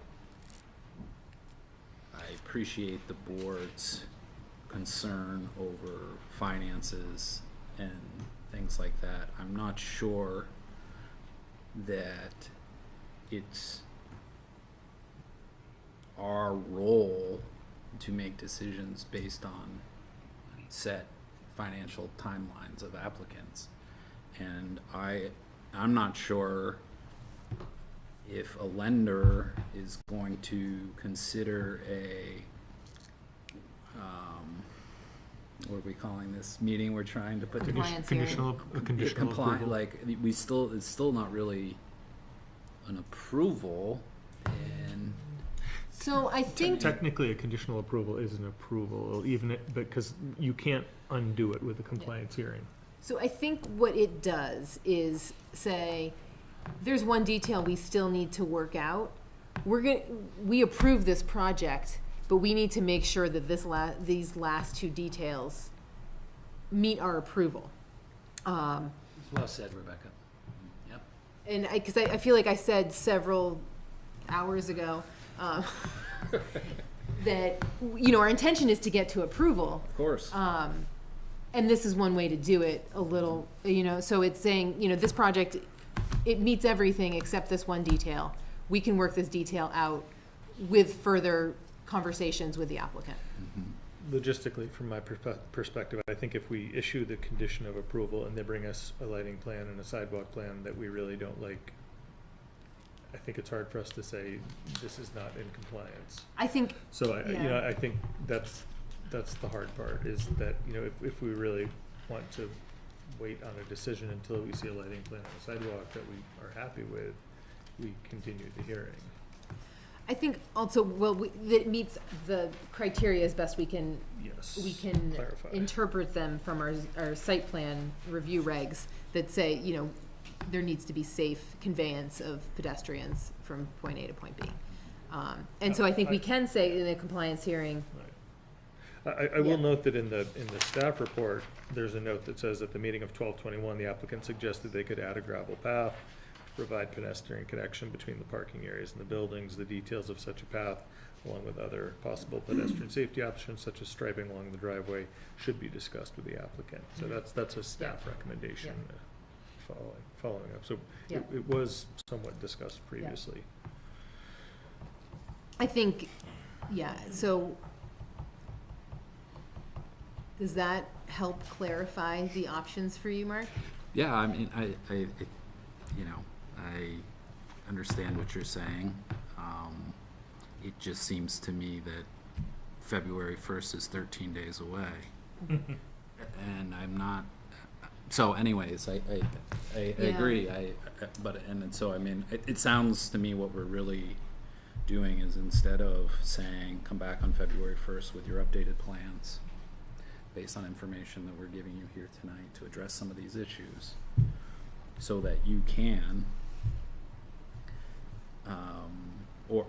we're not saying that, so we're going this compliance route so that there is, financing is going to be approved, I guess, instead of going that additional route. I don't think know. also to prevent, this is something that, we're talking about in the second hearing that maybe should have been further, a more extensive discussion in the first hearing, so acknowledging that on behalf of, you know. No, the and board. I pointed out, you Yeah. know, reading this letter, from the engineer, I think it was hard to determine exactly what he was saying Yeah. about the lighting, So, I think that this is a way of, you know, acknowledging that, you know, bringing this to a third hearing is a lot. Sure. So, and I'm, you know, thinking about other times where we might use a compliance hearing, because, you know, I don't want to just all of a sudden be like, okay, it's compliance hearings left and right, you know, every other meeting. But, you know, we wouldn't do this on, I don't think we'd do this on the first meeting and say, okay, compliance hearing based on the engineer's recommendations. I think this is there's a very specific thing we're trying to address, and that's pedestrian safety, through this. If there were multiple things on the list, I don't think that would make sense. And getting back to the standard detailed road structure, I think that could be probably a condition of approval to have that level of detail. Or does that need to be a compliance thing that needs to get reviewed by the engineer? Do we know how wide it's supposed to be? Are we talking about engineer review for the compliance hearing? Not for the pedestrian safety. Okay. Unless there's significant grading and et cetera that. I suspect Horizons has a road section they could throw on the plan that would be typical that This is they could build to. Not Horizon's first No. trip down We- interior we've seen their pedestrian work before. circulation We've with us, seen so, yeah. road sections on their Yeah. plans. I'm sure it's a copy and paste that Yeah, they could drop we down. have battled this out with them on several applications, so. A couple points. First, I'd like to add another findings of fact. Wonderful. Yeah. Were there any correspondence either in favor or against the project, Joseph? We received only one communication from a butter who had indicated concern about proposal to bring sewer across That's correct. the property, but they indicated that they had been approached and were not in agreement to allow sewer to be extended across their property. Right, but that letter, I remember now, it didn't speak either in for or against the project. Correct. So my finding of fact is, there is no apparent, Opposition. right, opposition, either online or in person against the project. Great. All right, so to get the ball rolling, Yeah. I'm going to, Can we just address the standard detailed road structure as a oh, condition, or do we want that to have a compliance? I think it can be a conditional approval. Yeah, I think it'd be a condition, because I think it's a checklist item. I do think it's required Yeah. in the regulations. Can I steal your list? I'm gonna recommend that we offer conditional approval, or that we conditionally approve the application You want me to read? I can with the read it. following conditions. The stamped engineering plans for retaining walls, plus engineering reviews for those plans, a town engineer review, the pedestrian railing detail, the certified wetlands plan. I'm summarizing the list we've generated. The sign and needs to adhere to the zoning ordinance, not be in the DOT right-of-way. Driveway and any other permits are needed. The applicant will provide standard detailed road structure in the as-built plans, or, that's a question, or just provide standard road detail Correct. Within, Amend the plan to within the include amended the site. within the standards. amended site plan. correct. That was a new one, Joseph. And then the final one is I said this better before, about the pedestrian safety. So the applicant will return to the board for a compliance hearing detailing pedestrian safety and lighting in the parking area. Not just pedestrian lighting, but parking area lighting and I was trying to say that, yeah. access for pedestrians between the parking lot and the school. Yep. Yeah. So Okay. the applicant will provide a revised plan accordingly to be reviewed at a compliance hearing. And then On the fly editing, that's pretty good, Joseph. And then I suppose I would suggest that the compliance hearing to determine compliance with the conditions should be before an Prior to- anticipated prior to development con- start. Yep. So that would be something The to construction discuss. agreement. Did I say development agreement as part of the conditions as well? Yeah, so That was why don't we, almost- yeah, Check. the compliance hearing has to be in advance of execution of, what do we call it? The development agreement? Development agreement with the town. And what about a site reclamation bond? Are we gonna require that? No?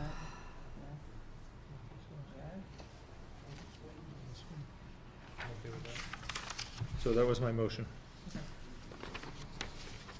And was that, when you specify development agreement, is that development agreement with a construction inspection escrow or without? Because sometimes, With, I would say Yes. yes with a construction inspection Sorry, what's escrow your motion? because there are elements that need to be verified by the engineer.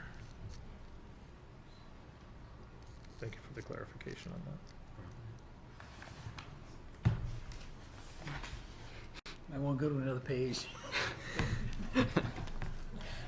circular reasoning. If somebody seconds, then we can discuss. Yep. Second it. Okay, so we have a motion with a basket full of conditions on the table and a second. Further discussion from the board. We can vote no and continue the hearing. That's our other option. I'm just laying that out on the board for discussion's sake. You know, if the board is not happy with this motion, with the conditional approval, we could continue the hearing to another meeting where we could ask for any of these conditions, and any number of them to be met prior to considering the application. So those are the options as I see it. But we do have to act within 90 days of acceptance. And I misspoke, that was actually the ZBA's timeline. Are The we planning 60? board is 65. Okay, 65. 65. Yeah, so it is That's three what I thought. it's three Yeah. meetings. It's yeah. still 3 meetings. Yeah. It's the acceptance plus 2 more meetings. That's Yeah. correct. So we could go as late as February 15th? I think That our is next the meeting is in February February. 1st, right? Yes, February 1st is the next work Well, session. We accepted this Yeah, on so February 12/21, 15th. so we could go as late as 65 days plus, which the 15th falls within. Do they need a SWIP? Oh, what? Stormwater stormwater pollution prevention plan. We have, I mean, that's part of the, That's part of the permit thing? Right. Is that what that is, Well, or is that a special is it? request? Again, scale-wise, I don't know if they're disturbing more than an acre. I would speculate they are. It looks like as if they are. If it's greater than 1 acre, then they will need a alteration of terrain permit, which Did- has SWIP requirements.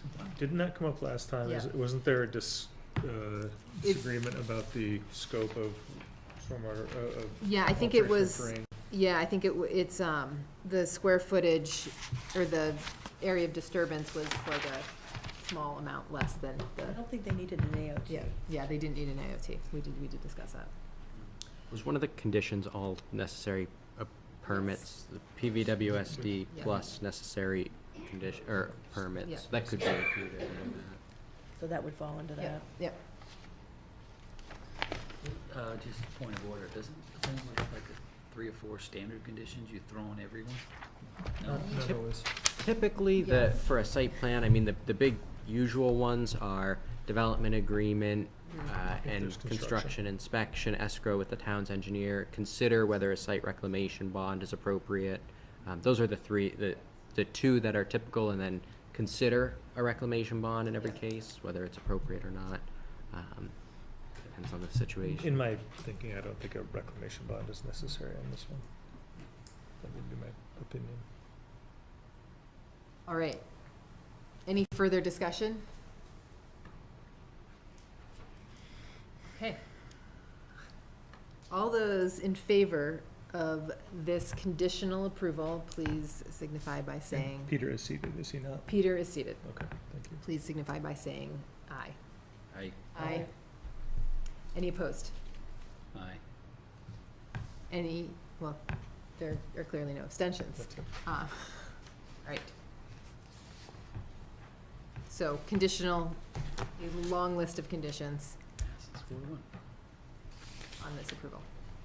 And I Thank you would- for your patience. And I would recommend discussing a date now for the compliance hearing if possible, if the applicant is willing to speak to when their proposed development start is and when they'd be willing to bring back those Yeah. conditions. Is there a Well- time when you would like to schedule a compliance hearing? Yeah, short answer, no. We really need to get through our financing part first, and get some money in our pockets so we can Yeah. pay more to continue the planning on this. That'll at least get you going with the sewer situation too, right? You were waiting on that Yeah, to yeah. So get this exactly, approved. we're been really looking to get the approval so that we can get back to the bank, Okay. and get the funding, and then we can wrap up the planning. So, could you just refresh us on the amount of time we have available before we have to come back? So the conditional approval is good for 1 year? Yeah, so you have 12 months for the meeting of conditions and then 24 months prior to, or 24 months to begin active and substantial development. The meeting of conditions, the board could also schedule a compliance hearing, and then if the applicant, if the conditions are not met by that compliance hearing, that could be the applicant's report at that hearing, and then at that time, the board could always schedule another Yeah. follow-up. I would, So you have 12 months for the conditional approval. We're talking July, would that be a reasonable pencil in for a compliance hearing, or? I would hope before that, but, Okay. I mean, 12 months. March? Next week. Yeah, Let's say 12 months. yeah. Or we're before you trying- start construction. Well, we have the date on there as part of the condition, but as far as trying to schedule something, it sounds like probably gonna have to chat with you about that to get that on the agenda. Is that okay? Yeah, and we can, that's fine, like I said, unless the board, it might be not a bad idea for the board to just schedule one, and then, the applicant's report at that time could be, if they're not ready, we haven't met Okay. the conditions yet, we'd like another month or another. Do you wanna say February then? And we can always, or March, No, let's go further out. Yeah, let's go April. April, yeah. sold. April, that'll work with our bank. Okay, so April, I don't want to rush you, but at the same time, I don't want April 18th. not having it on this calendar hold you up from making progress if you're ready to go. April 18th. Okay. We're trying to be flexible. We understand you guys, this is a challenge for you, and we, despite the amount of discussion we have, I have nothing but the best hopes for your success in this project, so thank you. Thank you. We know that it's just the Yeah, articulation of adherence to what you guys are doing, right? What you guys volunteer to do. Thank you very much. Thank you, And Frank. did you state a specific date in April? April 18th. April 18th. and Joseph, you're gonna write up, the decision and share it with the applicant, right? So you Yep. guys will get this all in writing anyway. Yep, absolutely. We'll have that notice of decision together shortly with all those conditions spelled out, and it should include the date of that compliance hearing as well, and then they'll have that for your records. You want those?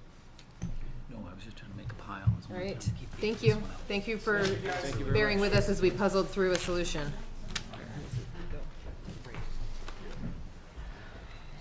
Solution. Thank you, you too. Welcome back. Potty break. I think so. Recess? We in recess? Do you need one? Go for it. Grab some plans while we got them. Yeah. Get your hands off of my crap. No, it's fine. I don't mind. Is that what you meant to say? That went surprisingly well. I didn't need things while you were looking at them. And I think this is really what we're doing No, next yeah. anyway. That's fine. Feel I'm bad happy for to the share. person that's just here for conceptual. Had to wait for Yeah, all right. that. John, do your kids go to that school, or you? Yeah, Oh, that's why you abstained. and my partner was on the board until like a month or two ago, and Oh. so Okay. a little too close and Sure. Yeah. No. lots of opinions. And Yep. No. Good. You did the right thing. Yeah. Good for you. You don't have a financial interest, but at the same time, No. you're free to recuse yourself at any time you want. You are, and I think the general guideline is if you would recuse yourself in a court case, you should also do it in, and I'm certainly not a unbiased party here.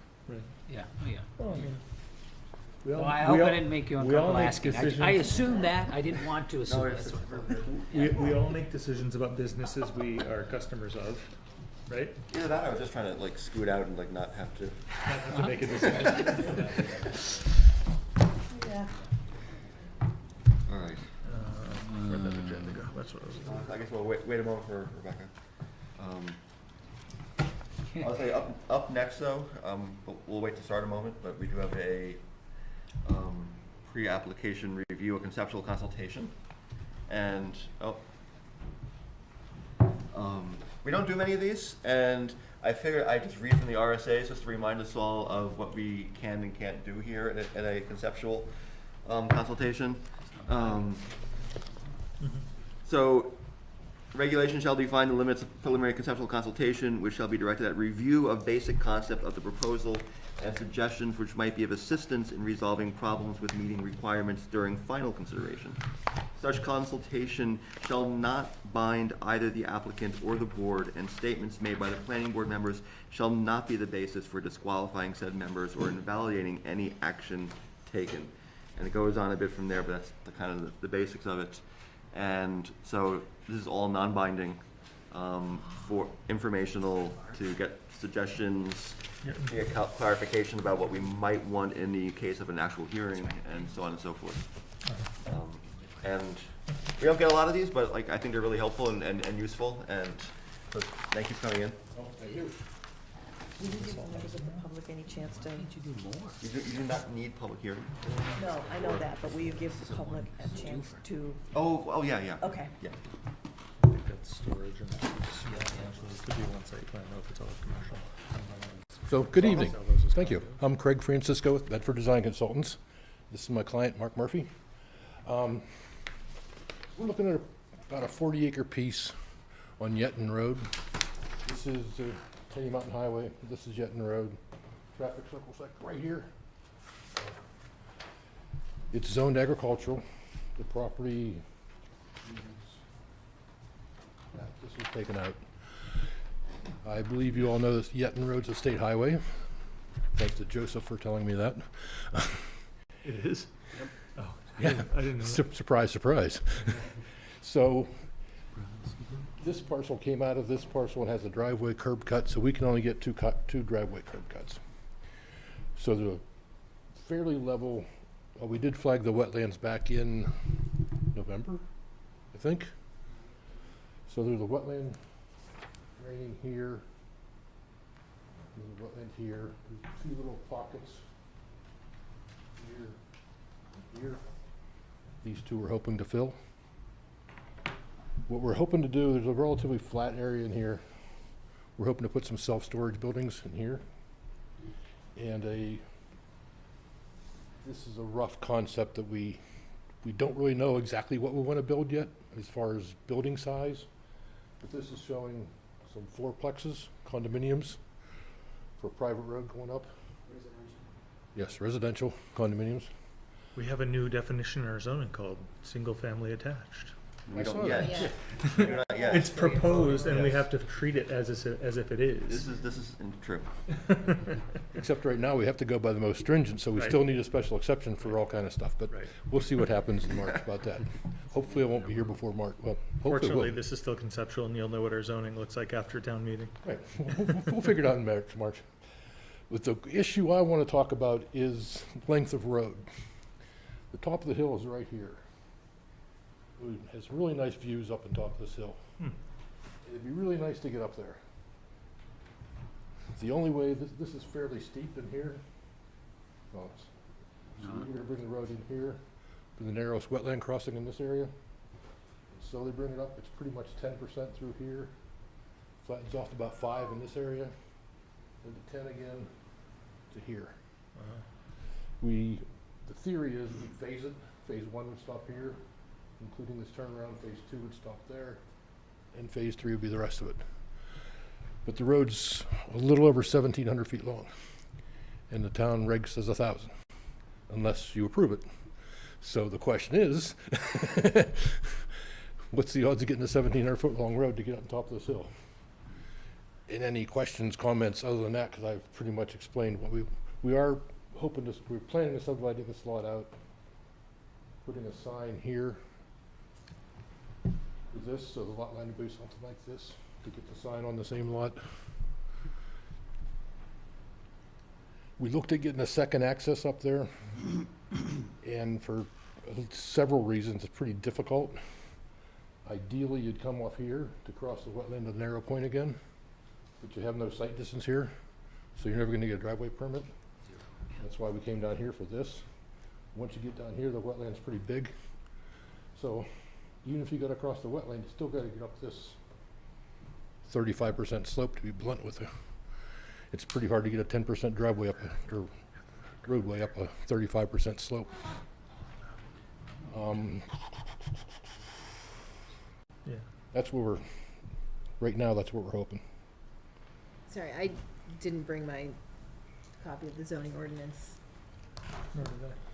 So can someone, maybe Joseph, clarify the 1,000-foot Is that in subdivision regulations? That's correct. subdivision So we regs? can waive it. We can waive it, but it's there because of fire safety and other, like, emergency vehicles having access, and the danger of blockages along a longer road, and So bringing it to, up to town specs, if it's longer than 1,000 feet?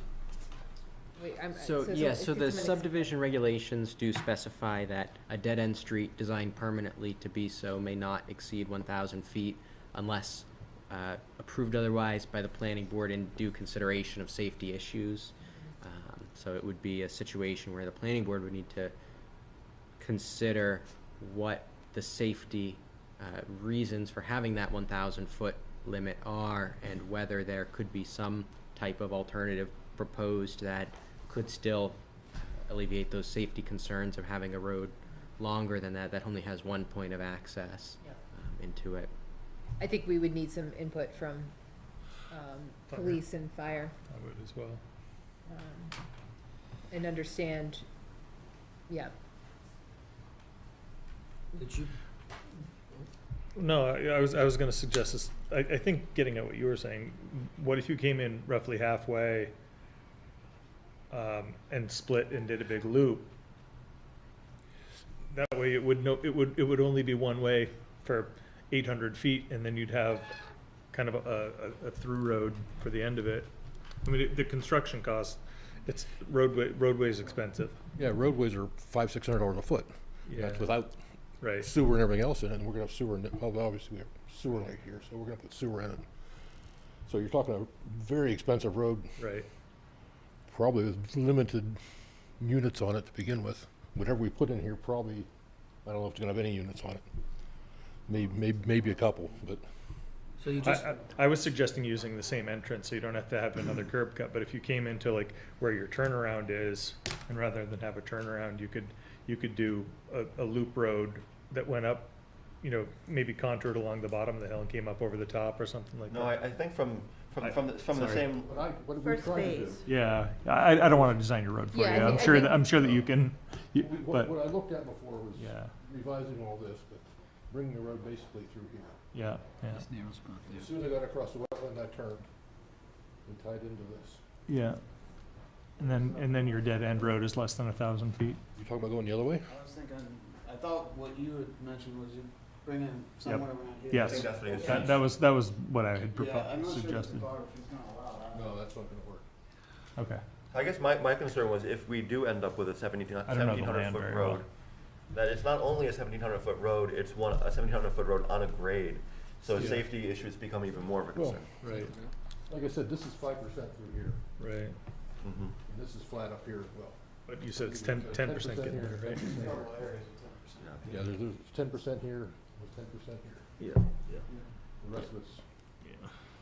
pretty flat, And it's steeper over there, yeah. 5% or less. Had you considered a loop road, sort of bifurcating your storage units, coming through that choke point in the wetland? You could start there, loop around, get midway up your hill and come back out, so that is not a dead end, and then your dead end goes off of that loop if you are dead set about getting to the top of that mountain. Is that I mean, do you think these condos are gonna sell for Yeah. twice as much up there? That's Are you basically, saying yeah. something like this? yeah. Yeah, Yeah. So- so that's not dead end. Then that's from not- there, you that's could dead go, then you could go your 1,000 feet from there. And I would suggest you try to work with the land rather than against it. Oh, I'm trying.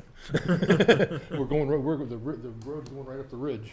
Yeah, well, you've got interesting. some, That would be you've got some beautiful. really nice contours that are seemingly parallel with Yetton Road that still would gain quite a bit of elevation A lot of distance and to- have good developable land both below and above that road. Yeah, somewhere around there, maybe a little higher. Well, I appreciate what you're saying. This area right now is 5%. So if we steepened it up to 10, you can see we're barely getting to the top of the hill already. Yeah. So if you come off here with a 2% intersection and try to get up there, you're not gonna get there.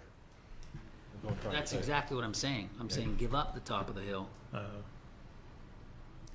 So, Unless, what? That's their moneymaker. Well, maybe, if someone's gonna pay twice or 3 times as much for that condo, but Tenny Mountain's not getting a lot for their condos. so And they're on a hill with a ski area. And a bar and a restaurant. Talking about the existing condos up there? Yeah. Yeah, those are pretty. Yeah, well, I'm sure these will be much prettier and newer and more energy efficient, but I actually worked in Tenny Mountain in 2000, no, it was 1990 something. So Wilkerson was the guy's name I told you. I couldn't remember. It started with a W. He owned it then. So yeah, I was aware of what Tenny Mountain looks like. Hopefully we aren't gonna do that. so my non-binding suggestion or recommendation is consider where's there? A lower elevation through a road. Well, I was looking for a north arrow, but I think in this case, north is mostly up the North page. is up, I'm sorry. Up the page, okay. North is very up. There. So if, yeah, Same lot. oh, there we go, yeah. So if a loop road bifurcated or nearly bifurcated your commercial storage space that served both as a drive entrance to your storage and a through road, you maybe, instead of having 1 lot there, maybe it becomes 2, so maybe this is a 3-lot subdivision, not 2. But then that loop road gives you just that, a loop road, it's not dead end. Then from there, you can decide if you want to apex the hill or if you want to stay along a contour. I do appreciate the idea of pods, sort of, almost a planned unit development here of little villages. And, you know, if you had that loop road, you could still do the same. And because now you're gonna have condos above, or let's say units above the road and below the road, so they still can have their own identity. Everybody can have a view. You know, it might be a $700,000 view instead of $1 million view. The one problem with You that have is, far less road cost. I'm picturing a private road, condominium take care of everything. I mean, yeah, it's all common area. Driven up Tenny Mountain, how'd that work out? This road, well, if it's not a private road, you're gonna have setbacks, it's gonna be 50-foot right away, and I don't wanna deal with setbacks on this frickin' hill, to be honest with you. And if you put the road through here, it's gonna be kinda strange driving through a self-storage facility to access your condominium. can Be more than a little strange. can I jump Rebecca. in here? I feel like we're getting into a zone of design, and I think the question that the applicant came to us with was, what's it gonna take to waive the road length? Yeah. And what do we need? Although I do think we're trying to work with him to come up with alternatives to We're coming up waiving with the road alternatives, length, but I too, feel like it's but- not necessarily our job I to agree. come up with alternatives. Let's get back to the original question. What information do we need? And I think it's either a conversation that Joseph might be able to have with police and fire to understand implications for them, and take a look at our subdivision regs to determine use those as guidance and determine what would the safety condition or considerations be, what's the reason behind the 1,000-foot, and does this have some sort of criteria that we might say, okay, well, the spirit or the reason behind that is X, Y, and Z, and that doesn't apply to this site, so a waiver is acceptable, or, you know, this is why we have this in here. I would consider, I'm sorry, I'll be quick. Go ahead. I mean, if the reason it is about public safety, especially if there are grades on the road, and being able to, if a car in the winter slides out and something, and the road is blocked, how do you get up? And I don't know if that could entail a wider road or something to address the public safety issues potentially without adding another road. Or just, yeah, I don't know. I'm wondering if there's another way besides another road that would allow this to exist and be safe.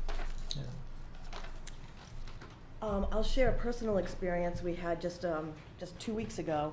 We did a conceptual hearing because we were doing a subdivision.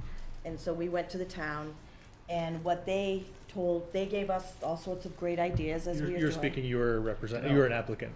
We were the applicant, Okay, got and we it. did a conceptual hearing. Thank you. And Another town, I think. it was another town. And what they suggested to us was to go to all the department heads involved with the town and show them what we were planning on doing. We showed them our plans, and then we had each one of them give any recommendations or whatever they thought would make it work. And then they just put a small letter saying that we in fact did contact them. These are our suggestions. So the engineer that we're working with has designed a plan. We can either do another conceptual hearing, or they said you can submit your application with those plans with all those recommendations. So I think for us to have Joseph go ahead to all the department heads, it's his time, it's all that. I think it's up to you folks to just hit the department heads. It's just a suggestion, but it has worked very well, and they were all very enthusiastic about it, and they gave a lot of really good ideas. And it's coming right from the people that you're going to need approvals from anyway. I think making sure that it's presented in a way that frames it within our subdivision regulations, that our subdivision regulations say this. Right. And meets the Yeah. intent of them, even if we can perhaps waive them in word, but still meets the intent. The way the regulation's written, I don't think I have to apply for a waiver, put it that way. Because it says right in there, unless approved, 1,000 feet unless approved by the planning board. So it doesn't, I mean, I'll give you a waiver, I don't care. I don't know if waiver's the right term, is what I'm trying to say. Well, we'd have to waive our regulations, which we can do for subdivision regulations. Can't do for the zoning. Can you talk to us, Okay. you've mentioned there's sewer, and I think we all know there's sewer in Yetton Road, but can you tell us what you're programming for water? I've got a well right here for these guys for the first phase. Another well here for this phase, another well here for this phase. However, sitting there a little bit ago with a previous application, which I think is right across the road, they mentioned they're gonna have water. They're gonna drill a well, Oh. but no, Town water they doesn't mentioned that the town had done some exploratory wells Okay. over there, but. So they're gonna have their own well, okay. So that's what we're gonna do too. Have 3 or 4 wells. Each box is 4 units? That's what you're Yes. saying? So 36 units A ideally? non-binding discussion, yes. I'd say personally, I love it. Put 120 up there if you can. Oh, gee. Oh my That'll God. help the road cost. 220. 220. I misspoke. I meant 220. Remember to say non-binding.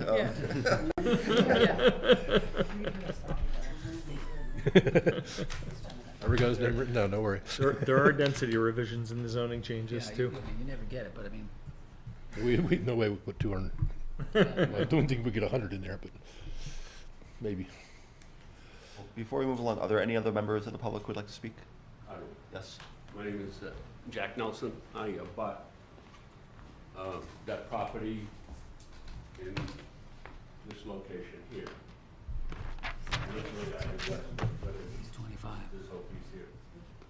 Okay. And this is, okay, this is what I was Actually, concerned- can you stand so the board can see the, Wait a minute here, let me move over this side. thank you. And, this is a ditch here, and I know there's other wetlands here. I'm concerned with the drainage here, but also, I'm not sure if you're aware of it, that have a right-of-way across that Yep. property? Yep. Okay, just Across which one? across your property to get to this town sewer. Oh, yes, yeah. Yep. yeah, But we the all sewer, said- but the sewer's right here. Yeah, but it would have to run somewhere in here. Yep. Yep. So I just didn't know if, you know, Yep, I because know. that was something that was, when Jay Buckley and I, we did a You do that? property line adjustment here Yeah. about 20 years ago. Yep. You got the back end of yours and he got the front. Yeah, he got this piece down here, and I got a whole chunk over here in the road. And then, the other thing was, this water here, if, I'm just gonna, my judgment is if this ditch fills up high, maybe more than 2 or 3 feet, it will run all the way across my property, and then down to a pipe underneath the interstate over here. And then, also in that area is my leach field down that way. Okay. So, you did the surveying? Yes. Because I Well, saw the markers, that's why. I did, I personally know. My Okay. company did. Okay, so anyway, the level of the water in this ditch here is at a different elevation than the water wetland sits up here. That's about 2 or 3 feet higher, maybe 4 feet higher. Is that a built ditch? I assume it was created for drainage or something? The ditch has been there, it was wetlands. And it's cattails and all this and that. That's in this ditch here. But this ditch here, elevation, water level, and up here, where they did the tags up there, they're at different land levels. Okay, so I don't want to get too far off in this. I mean, I think this is obviously a very I'm just important. concerned about it. Okay, yeah. When you get down the road, Yeah, I'm not really crazy about having that water. yeah, go no, across the understood. property. We wouldn't be allowed to let it. Okay. We would certainly. And then the other thing we'd be concerned with is, this is kind of oxymoron or whatever, is concerned with the lighting. I know I'm guilty of a lot of lights right now, but, lighting's on the buildings. The buildings next to us, I think they believe they shut them down at 9 or 10 o'clock in the strip mall. So we don't get we get light pollution, but a lot of it is shut off at like 9 or 10, I believe. You could ask Joe next door. But you're probably gonna hear about this. About that up there, that is insanely nice.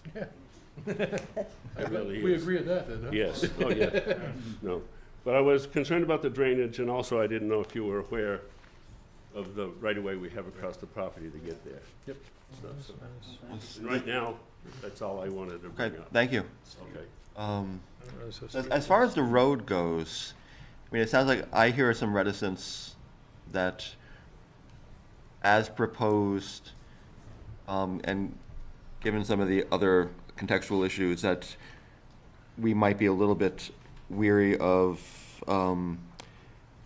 the waiver. On the other hand, I think what Sue mentioned as a suggestion, I think is a really good one, just to approach those departments that are going to. Yeah, I reached out to fire already. I haven't got a response yet, but I did reach out to them. I still think that because we're talking about our subdivision regs, and Joseph, I'm not trying to put more work on you, but is there a way that you could sort of introduce this as that, like, this is this came before the planning board, this is what our subdivision regulations say, the planning board would like some input, and you may hear from the applicant, or the potential applicant about it. It's fine. Let me ask a different question. Yes. Is it possible that, I mean, are you planning to subdivide this, or is this gonna be one parcel? We're going to subdivide the self-storage out, yes. So you'd have the self-storage on one parcel, and then. Yeah. But don't we still treat multifamily residential as a site plan? Yeah, so it would be yes, more than 2 units in a building is a site plan review, and then condominium is subject to subdivision. So it would be site plan. If this were not to be condominiumized, it could just be a site plan, but in order to divide the units, there's also the subdivision process. So it's both. Although by the time this comes up, these might be considered single-family attached. However, if his plan for ownership is condominium, Yes, that would still be subdivision. yes. Ownership. I mean, I'm just thinking about like the, Can you show Yeah. where the 1,000-foot line is again? About here. So right in the middle of Oh, phase that 2. would work here, I'm sorry. Okay, the end of phase 2. Yes. All right. I mean, the other thing is, you know, we send things to department review. I mean, we could stop it at phase 2 in our processing of it with the input, you know, I don't know. I'm not making a complete thought right now, but So what if I put a, turn around here and put a driveway, one, up here, to one building, to one building, not three. A shared driveway. That's a private drive, yeah. Private Well- drives can have 2 dwellings, can't they? I was gonna have a fourplex on the end of a driveway, but Oh. maybe a duplex, we'll think about that. Or just, yeah, Yeah. So you could do, I was gonna ask that you Well, could if you do do private drive with shared for 2. Pretty or sure, something. I'm pretty sure. Does that sound right? Yeah, there is a provision in subdivision regulations that says you can have a private drive. It doesn't exempt you from the zoning, requirements, but there is a provision such as that, that we haven't seen too much use of, but course. there is and it's, so it's, the way it's written is a little bit, strange in some ways, in that the zoning, it has been suggested at some points that exempts you from having to have road frontage. That's not, it can't. The zoning says that you have to have road frontage, and the subdivision regulations can't override the zoning. But it is in there, so there is a way to interpret that. I would have to really review it, but it does exist in there, so there may be a way. So you have to have some sort of division of 100 feet of frontage or. Right, if you had a long circular terminus, you could get that frontage. Yeah. well, yeah, but I was gonna make it a private road, so it wouldn't be frontage. You can still make it you can make it part of the condominium too.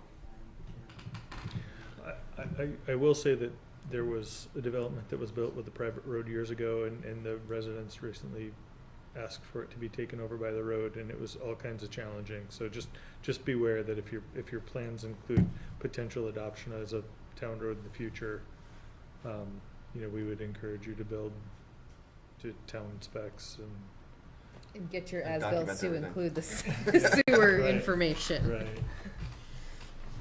Forever's a long time for a private road. Yeah, it is. It is. But there's 40 some units there too, so True. it's a lot of people paying condominium fees to take care of a long road. Right. Are you aware of wetland regulations? State wetland regulations? Yes. Like, is this a jurisdictional wetland? Yes. Does it have a buffer? Per the state, no. State does not have any buffers or setbacks. Okay. Because it looks I like, talked to the wetland looks like you scientist got a about filling private those, lot and he or said it two shouldn't be a with problem. frontage. This little piece here in the front, Yeah. how much buildable land is that? Is that a lot or 2 In this in this piece? zoning? Yeah. We've been talking about that. You're gonna subdivide He doesn't know what he wants, he doesn't know what he wants to do with it. Yeah, I just, 220, another 2 there. You're at 222 now, as far as I see. No more you wetlands. can't do a driveway up, another driveway up. There's a lot of houses. Oh, the state won't give you, oh, So we'd either have to I don't know. put a driveway in here to get there. Isn't it, wait. Isn't it every 500 feet? No, you get 3 driveway permits for more than 500 feet of frontage, and one was already used up. So we only get 2. Wait, that rides with that parcel? Yes. The state law, Regardless if you subdivide it, now it's a new parcel. the state law says you get 3 you get 1 driveway permit if you have any, no matter how much frontage you got. You get 2 if you have less than 500 feet of frontage, and you can get 400 feet of site distance. You get 3 if you have more than 500 feet of site distance, as the lot existed prior to that RSA, which was, I got the date memorized, 7/1/71. So you gotta research property back to July 1st, 71, to find out how many driveways you can get. If it was a town road, it would be different, of course, but that's a state. And that's it, state doesn't have a waiver, no exceptions, nothing. Well, There was a, you can grant an exception if you want. oh, they can't, it's an RSA. Oh, they can? Can't. Oh, There was actually, I went to a seminar a long time ago on state roads, and there was a court case on the Baker River 71. where some lumber company had 5 miles of frontage or something like that, but the river kept crossing, so they could only get 3 curb cuts, so they had to build a bridge. If they had a 4th one, they wouldn't have to build a bridge, but All right. went to court and lost. Interesting. There is how much frontage does it have? And it's a lot of frontage, right? I don't remember, to be honest. It's over 500. It was well over 500. Could you get a curb cut on Tenny Mountain Highway on the north end of the property? Most of the traffic circle? I mean, there's gotta be a separation distance, but what if you came off on the northeast corner of that parcel? Is that far enough away from the intersection to be able to get a curb cut there? Then you could have a through road, right? Yeah. You come down the other ridge to the north? 25 is control access. Isn't that a limited access? Well, Yeah, that's probably, that's Anyway. probably limited access. If I can, I think we're starting to like, sure, Yeah. of Yeah. course. Yeah. I'm Starting this- to, I this think is we've read- yeah, conceptual. that's right. We're having I'm conceptual curious discussions. if you have any We're more getting specific carried away, questions for but I us. appreciate it. I'm just asking Non-binding. questions. I appreciate the questions, because I've looked at most of this stuff already, but I'm trying to work with you on it this. would be great to have a curb cut here. Yeah, that's what I was Try to thinking. follow along the contour to get to here someplace and solve the whole problem, but Well, I'll I double heard- check, but I thought that was limited I heard access. your butter say that he had a septic system at the low area. Maybe if someone built him a new septic in a different area, you could exchange some land and. Oh, boy. Yeah. Oh, boy. I know what you It's mean. non-binding. It is non-binding. Anything can Yeah. happen. Undo. The undo button, right? No, no. Okay. What you do with your neighbor is That's right. your private business. If you guys want to come up with a boundary line adjustment and I'd really like to put a Hook check him- mark okay, next hook to him up this with agenda a item. septic system somewhere else, that would work too. Bumpers. Yeah, Okay. Can hear us Yeah. now. A Right. little premature. So, This Thank is, you. I think, if you guys don't have more we'll be questions. receptive to any proposal you bring us. thank you. And I do hope As we this would this today. goes through, and I'd love to see some more housing, and Yeah. So, Yeah. I mean, just very conceptually here, very non-binding. The town board sounds like housing isn't a bad thing. no. Okay. I did hear a couple references to Tenny Mountain as if that might be a bad thing. The condos at Tenny Mountain, No, I don't think it was a No. bad thing. I think it was most, No. yeah. the private road. Somebody said, how did that work out? I did. It's crap. You basically wreck your car driving I up know, there. That is Yeah, a my special wife's- situation there, though, that's multiple Hands and, associations and yeah. a business and some other stuff, so. Yeah, some of those were built in the early 80s. We would encourage you to have covenants that detail how the road's gonna be maintained and that people's responsibility so that it can be. Yeah. so we don't end up with another one of those. Attorney Right. General make him do that because of the number of units he has. Right. Yeah. Back then. And as the board, as we, sort of was suggested or discussed, today, 3 units or more in the ag zone does require a special exception. The proposed zoning change would allow single-family attached up to 4 as a permitted use. So that would no longer be the case for this if that zoning change were to pass in March on the ballot, which Yeah. we have to see. I think I cut you off. What else were you about to say? Just any other general concerns? I do have a question yet. When we met with Joseph, he mentioned extending a road to the property line. So if this ever gets developed, it would connect, and then this would be a through road? I'm curious what the potential for development would be there.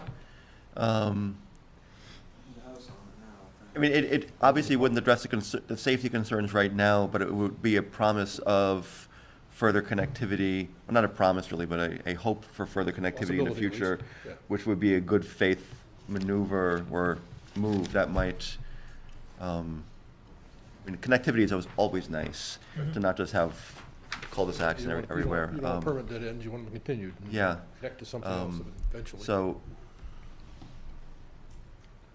don't know I if think that would certainly be seen as a good faith effort. I mean, I can't speak for if that would sway the board or not. But I would certainly go with Sue's, recommendation to start, it sounds like you already are, but, see what those, departments think, and, Are there any comment about self-storage? Is there anybody got a comment about self-storage? We've seen tons of those There's a already bunch this of them year. in town. Yeah, it's not really our job to weigh in on our opinions of various things, but we have seen three storage unit applications. We've approved We've three. approved three in the past. Like 3 years, From the 2 road years. By Fairgrounds Road. and the other one's off of Highland. That one actually one's expired. expired. Oh, that one's Yeah. expired now. That approval did Yeah, expire. that's, there's a moving company. Yeah. Yeah, I'm familiar with all three of those. I tell you right now, I'd be shocked if the two up on Fairgrounds ever get built. I don't know who did. I have a 603 storage. We have a dozen sites through New Hampshire. So we're very familiar with where to put self-storage, and I haven't got a clue why anybody approved those up there. I don't know. Maybe they will get built. You guys, That's not their job. it's up to them, but They I don't- don't understand the location personally. I would just say either watch the recordings, or if you're really into good watch there, or read through the minutes just to see what kind of questions we're asking and what kind of stuff we're looking for both of those, because I think that might be helpful as you put together an application to see. I watched a couple YouTube videos today and yesterday, so. I would say most Yeah. of the concerns around self-storage were appearance, butters and what they would see. Lighting, Like noise, lighting stormwater. and appearance. They do, Traffic. they do. Yeah. Yeah. There is a relatively new little log home Oh, right that's true. smack That's dab true. across from these, Good point. from what you're proposing right there. Yep, that's a good point. So similar to Sue's suggestion about reaching out to the, The driveway department right heads, you might wanna reach out to that person. Yeah, I don't think Like, for example, the self-storage you just referred to up on Fairgrounds Road, they came to the zoning board, I'm also on the zoning board, I think there was an accessory dwelling because unit. they wanted to build a 6-foot high fence. Log home. And so the waiver is from 4 to 6, and the butters even asked for 8. So, right, so you might get some stuff like that, but as a use in a lot, as long as you meet the site plan Yeah. regulations, you probably would sail through. And don't make them orange or red. Don't what? Oh, no. Yeah. Our colors are green doors and tan. Yeah. Tan buildings. It's very. Thank you. blending, See it? Yeah, I think we did, I think we had that, I think those owners of that log cabin came in recently for an accessory dwelling unit. We did them as a CDU, conditional use permit. Or no, maybe that was further back. It's the I next know there one. was one. That's Maybe- further maybe it back was here this by the one. church, they put a trailer in there. Maybe that's what it was. Well, Yeah. thank you very much, Thanks, guys. and Did they put a trailer in? hope to see you again. Oh, well, we approved the accessory. I'm sure you will. Can I just add that I want to just not necessarily for the applicant, but just reiterate that I think it would be helpful for us to hear from It's like it's a second lot. police and fire about just general understanding that 1,000-foot versus beyond. So I think that just getting some feedback from them would be helpful for us. in making that And make decision. sure that they're okay with a hammerhead at the top instead of a cul-de-sac and all that stuff. I have one other suggestion. If you go up the roundabout and then head up, what is it, maybe Turnpike or whatever, 3A, I don't know, mile and a half up on the right is a road called Winterberry Lane. Okay. I think that road is relatively steep and is longer than 1,000 feet. As an example of a road that went through this board and had relief. Is that in Plymouth or Rumney? It's in Plymouth. Oh, is that the one that's halfway up the hill, Winterberry? Yep. Yeah, I know that one. But it's also a cul-de-sac at the end, so. But it's Yeah. it's dead end, it's steep, and I think it's longer than 1,000. That's going from memory. I believe Ledgeside's over 1,000. Yeah, that provision was not always in the subdivision regulations. I believe it was the mid-90s that it was added. So it, Ledgeside is over. Many of the others, like Martin Estates Drive and some Claybrook, some of the more recent subdivisions, Reservoir Heights, those are all pretty much exactly 1,000. Think But cistern. Okay. Yeah, Ledgeside has one. All right. Thank you. All right. Thank you.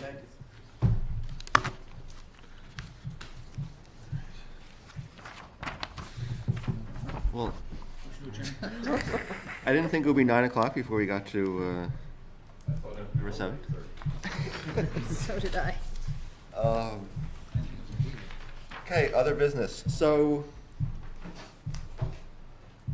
speaking of subdivision regulations, one of our zoning amendments is to remove the OSRD from the zoning ordinance. Just leave a reference behind there to our subdivision regulations that would then house our OSRD. And it would be good to get OSRD language adopted into the subdivision regulations around that time, which is pretty close at this point. And so it requires finalizing some language, having public hearings, and then adopting. And so it's a process, and it's not a lot of time. So it was why we were scheduling it. I think what we thought would be a shorter business meeting. So with that being said, it's also an opportunity to look at re-examine our OSRD language, and Barrett Planning has provided us with a draft of some different language. And I know I've made a lot of comments on this at this point, and if we've had a chance to look through this,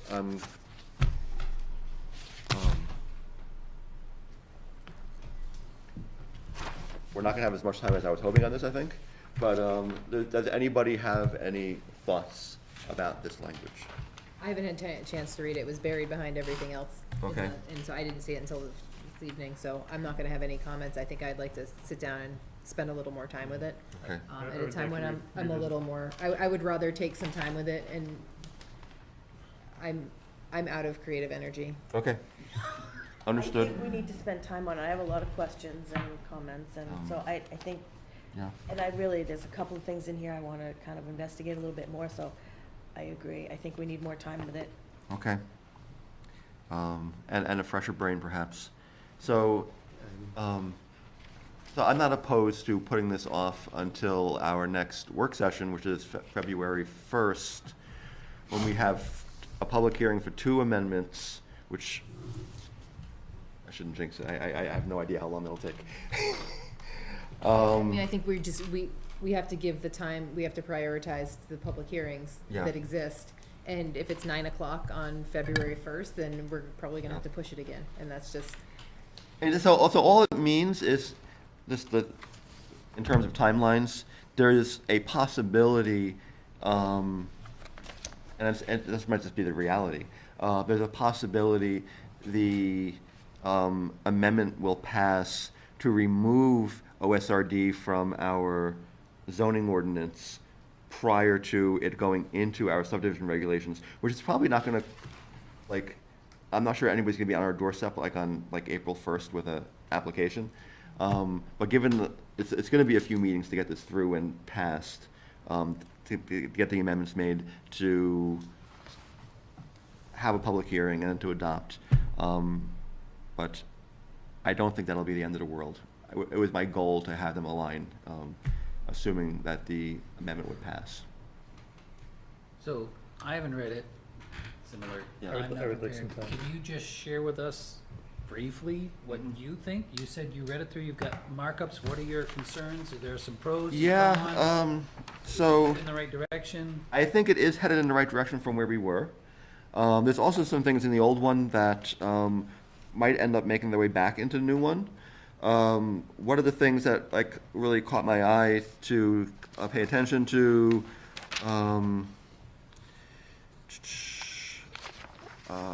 Some of the there's the 4 stories in there that might have caught people's eyes, which, given our zoning ordinance, we couldn't build anyway. So, unless they were really short stories, which you probably wouldn't want to live in.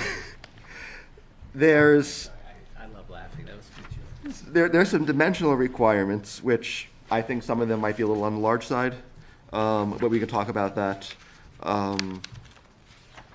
There's some of these things are just rewording, which I think we could do. Where's a bunch of notes I had here?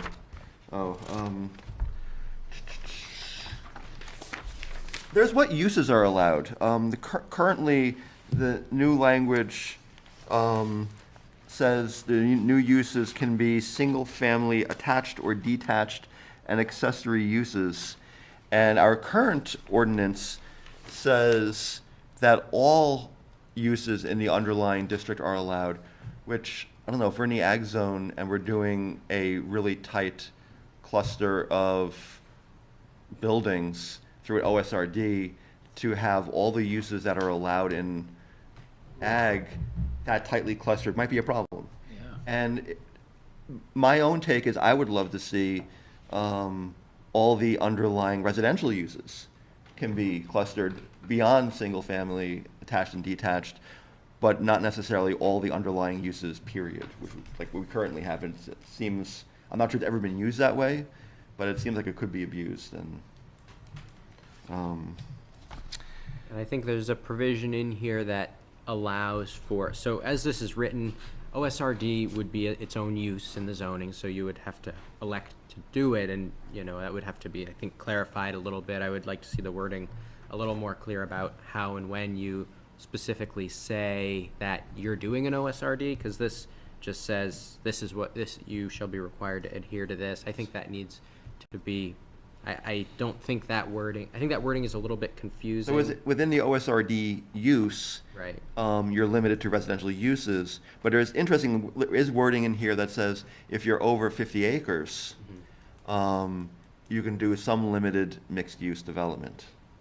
Because you have a big plot of land, presumably lots of house in the community, so to have some commercial in there, small scale, as it's defined in here, could be allowed, which is interesting, I think. Yeah, I don't think that's bad. You No, know, I don't think a little I store, a little restaurant. I like it very much, actually. Sure. Some of the use bonus, or some of the, not use, some of the density bonuses, which are in the old one, are not in the new one, for like full public access and things like that, which is worth considering bringing over, like this versus is- just access for residents. Right, that's actually that's kind of a big one for the board, I think, to think about when looking this over and looking at our current regs. So currently, the open space residential development, for a variety of things, you can get density bonuses to go above your base density. So you put together your yield plan, you say you can, you know, you figure out how many units the lot can support. As the current ordinance is written, you can get a variety of density bonuses for perpetual protection through something like a perpetual easement, for public access to the open space, for protecting some type of valuable asset like a important wetland or wildlife corridor or historic cellar, or, and then an agricultural protection bonus. So you can stack those up to 100%. So under current zoning, you could actually build double what you could build under, you know, your base zoning in an OSRD. This says you can build the same amount. So this is it's worth really thinking about. And to clarify, if you don't look at OSRDs very much, that's 100% per the full lot size, but you can put all that much closer together than you would otherwise be allowed to within zoning. But we're already looking at reducing the minimum lot sizes, so, you know, if we're allowing, you know, 10,000 square foot parcels. Well, that's in single family, it's not in ag or other places where this might see Right, this. but I mean, whatever the underlying zoning is, you know, if we're reducing lot sizes already, I mean, we might want to look critically at. So when we take this up later, maybe, sorry, No, you're good. maybe, thank you for your insights. Maybe, you obviously have a take on it, and we'll all, after we've read it, have more comments, Mhm. Yeah. and we'll have some time to get through it Yeah. at another time. So I'd like to hopefully Watching be able to do it on February 1st. And we'll have to see how the public hearings go. Well, we only have two amendments for hearing this time. Nobody say it's Only. gonna be quick. I'm not making any predictions. I've learned not to do this. But it's not the full suite. No, it's not. 7 or 8, whatever we had last time. It's only the two. Although, if you remember last time, one of the two that we're actually discussing is the one that took like an hour and a half. Well, we didn't know how to Has the deal with potential it. to do the same. There's always room for being surprised. So before we all get ready to go, I want to mention two things. Well, one, it's not seen on the agenda. There's a CIP update from Sue. I also want to mention, since we're talking about housing, and this is related to the Housing Academy. Plymouth is going to be featured in a virtual meeting. So that the UNH Extension and the Housing Academy people are all getting together to do spotlights. Dover's had one in person, Peterborough had one virtually, and Plymouth is going to have one virtually on the 31st of this month at noon. And Sue Cagle at UNH Extension has asked me to give like a 20-minute spiel and then answer some questions and stuff. And once an invite goes out or whatever, I'll try to see if I can forward that along. It's been out. Okay. Well, it hasn't been out to me yet, It was unfortunately. posted and, Yeah. because I saw that. Sue. So, when the budget committee met with the select board, a week ago, they changed our CIP. As you can see on the, they've increased it by $500,000, and it is the downtown drainage project. And they needed to put that in, it's for testing, remediation, disposal if needed, and engineering fees associated with contaminated soils throughout the project. So, You found something they didn't know about? they found something, and it's throughout the project. They tested several locations, and they can't determine the one actual spot. It's just. Is this one of those things, there's some kind of contention in the state about how we measure soil contamination near roadways and such, and I can't remember all the details of this. Do you know anything about this? What is the contaminant? And there's a contention about whether the testing is completely like off the mark or not. Do you know anything about that? Yeah, I'd have to look into it. I'm not. What's the contaminant? So the contamination is, there's been fuel stations over the years that have been, there's a dry cleaning operation that's been on Main Street over the years. Oh, that's completely separate.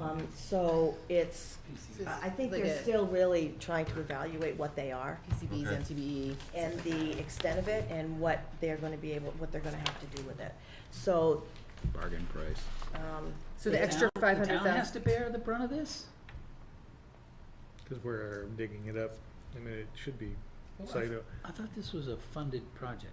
this is a Dry cleaner, I funded think. project.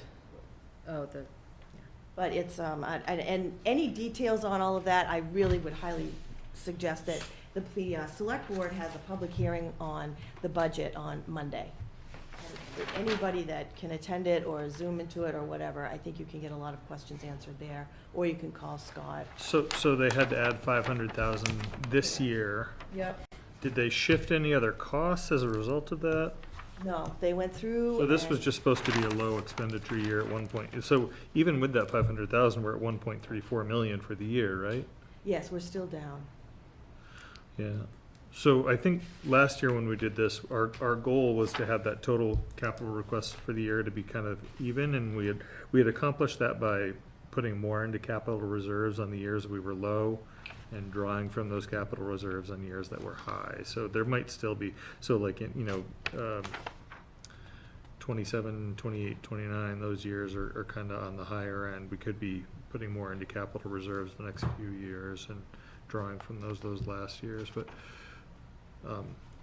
we can look at that next year, but probably not worth adjusting that this year. so what do you need from us? An approval of? No, what I just needed to tell you was that they did make this change, and because we presented something to them, and they had to make this change. Just to clarify, so So- what I was saying about the contaminants has nothing to do with what you're just talking about. It's a separate controversy going on, but, okay. This is just an unexpected construction cost that we're responsible for dealing with.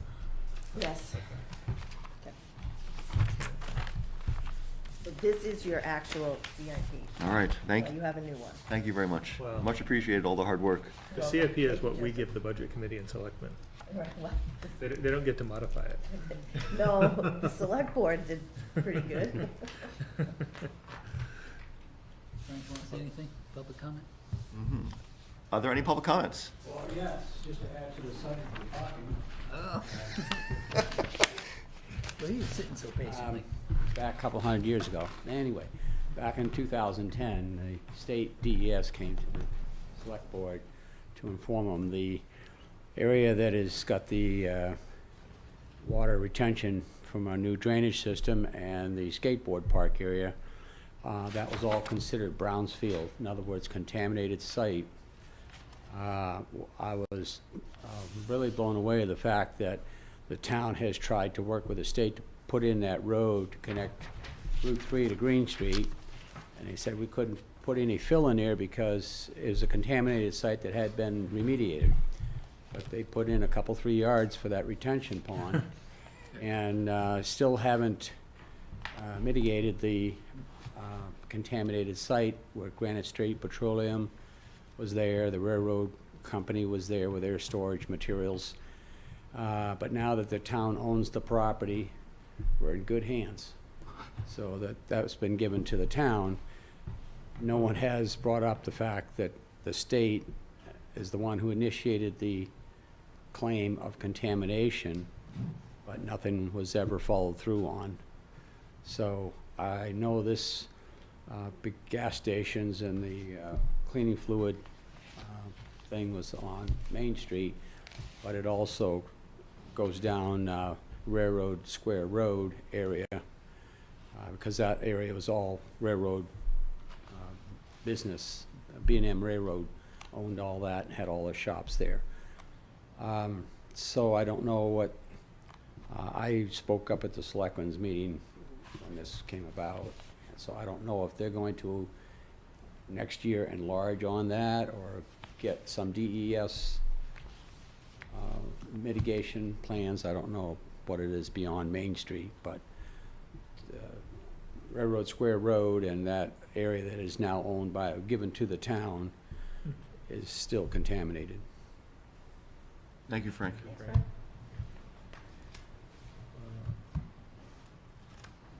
If I understand correctly, I mean, the responsibility for remediation stays with the generator. Unless it falls into Superfund and then it gets messy, but. They can pin the tail on the donkey. Yeah. I I would- have questions about accepting. We could have a long conversation about this, or I could entertain a motion as well. Motion to adjourn. All in favor? Aye. Aye. Nay. Good night, everyone. Thank you very much. The meeting is adjourned.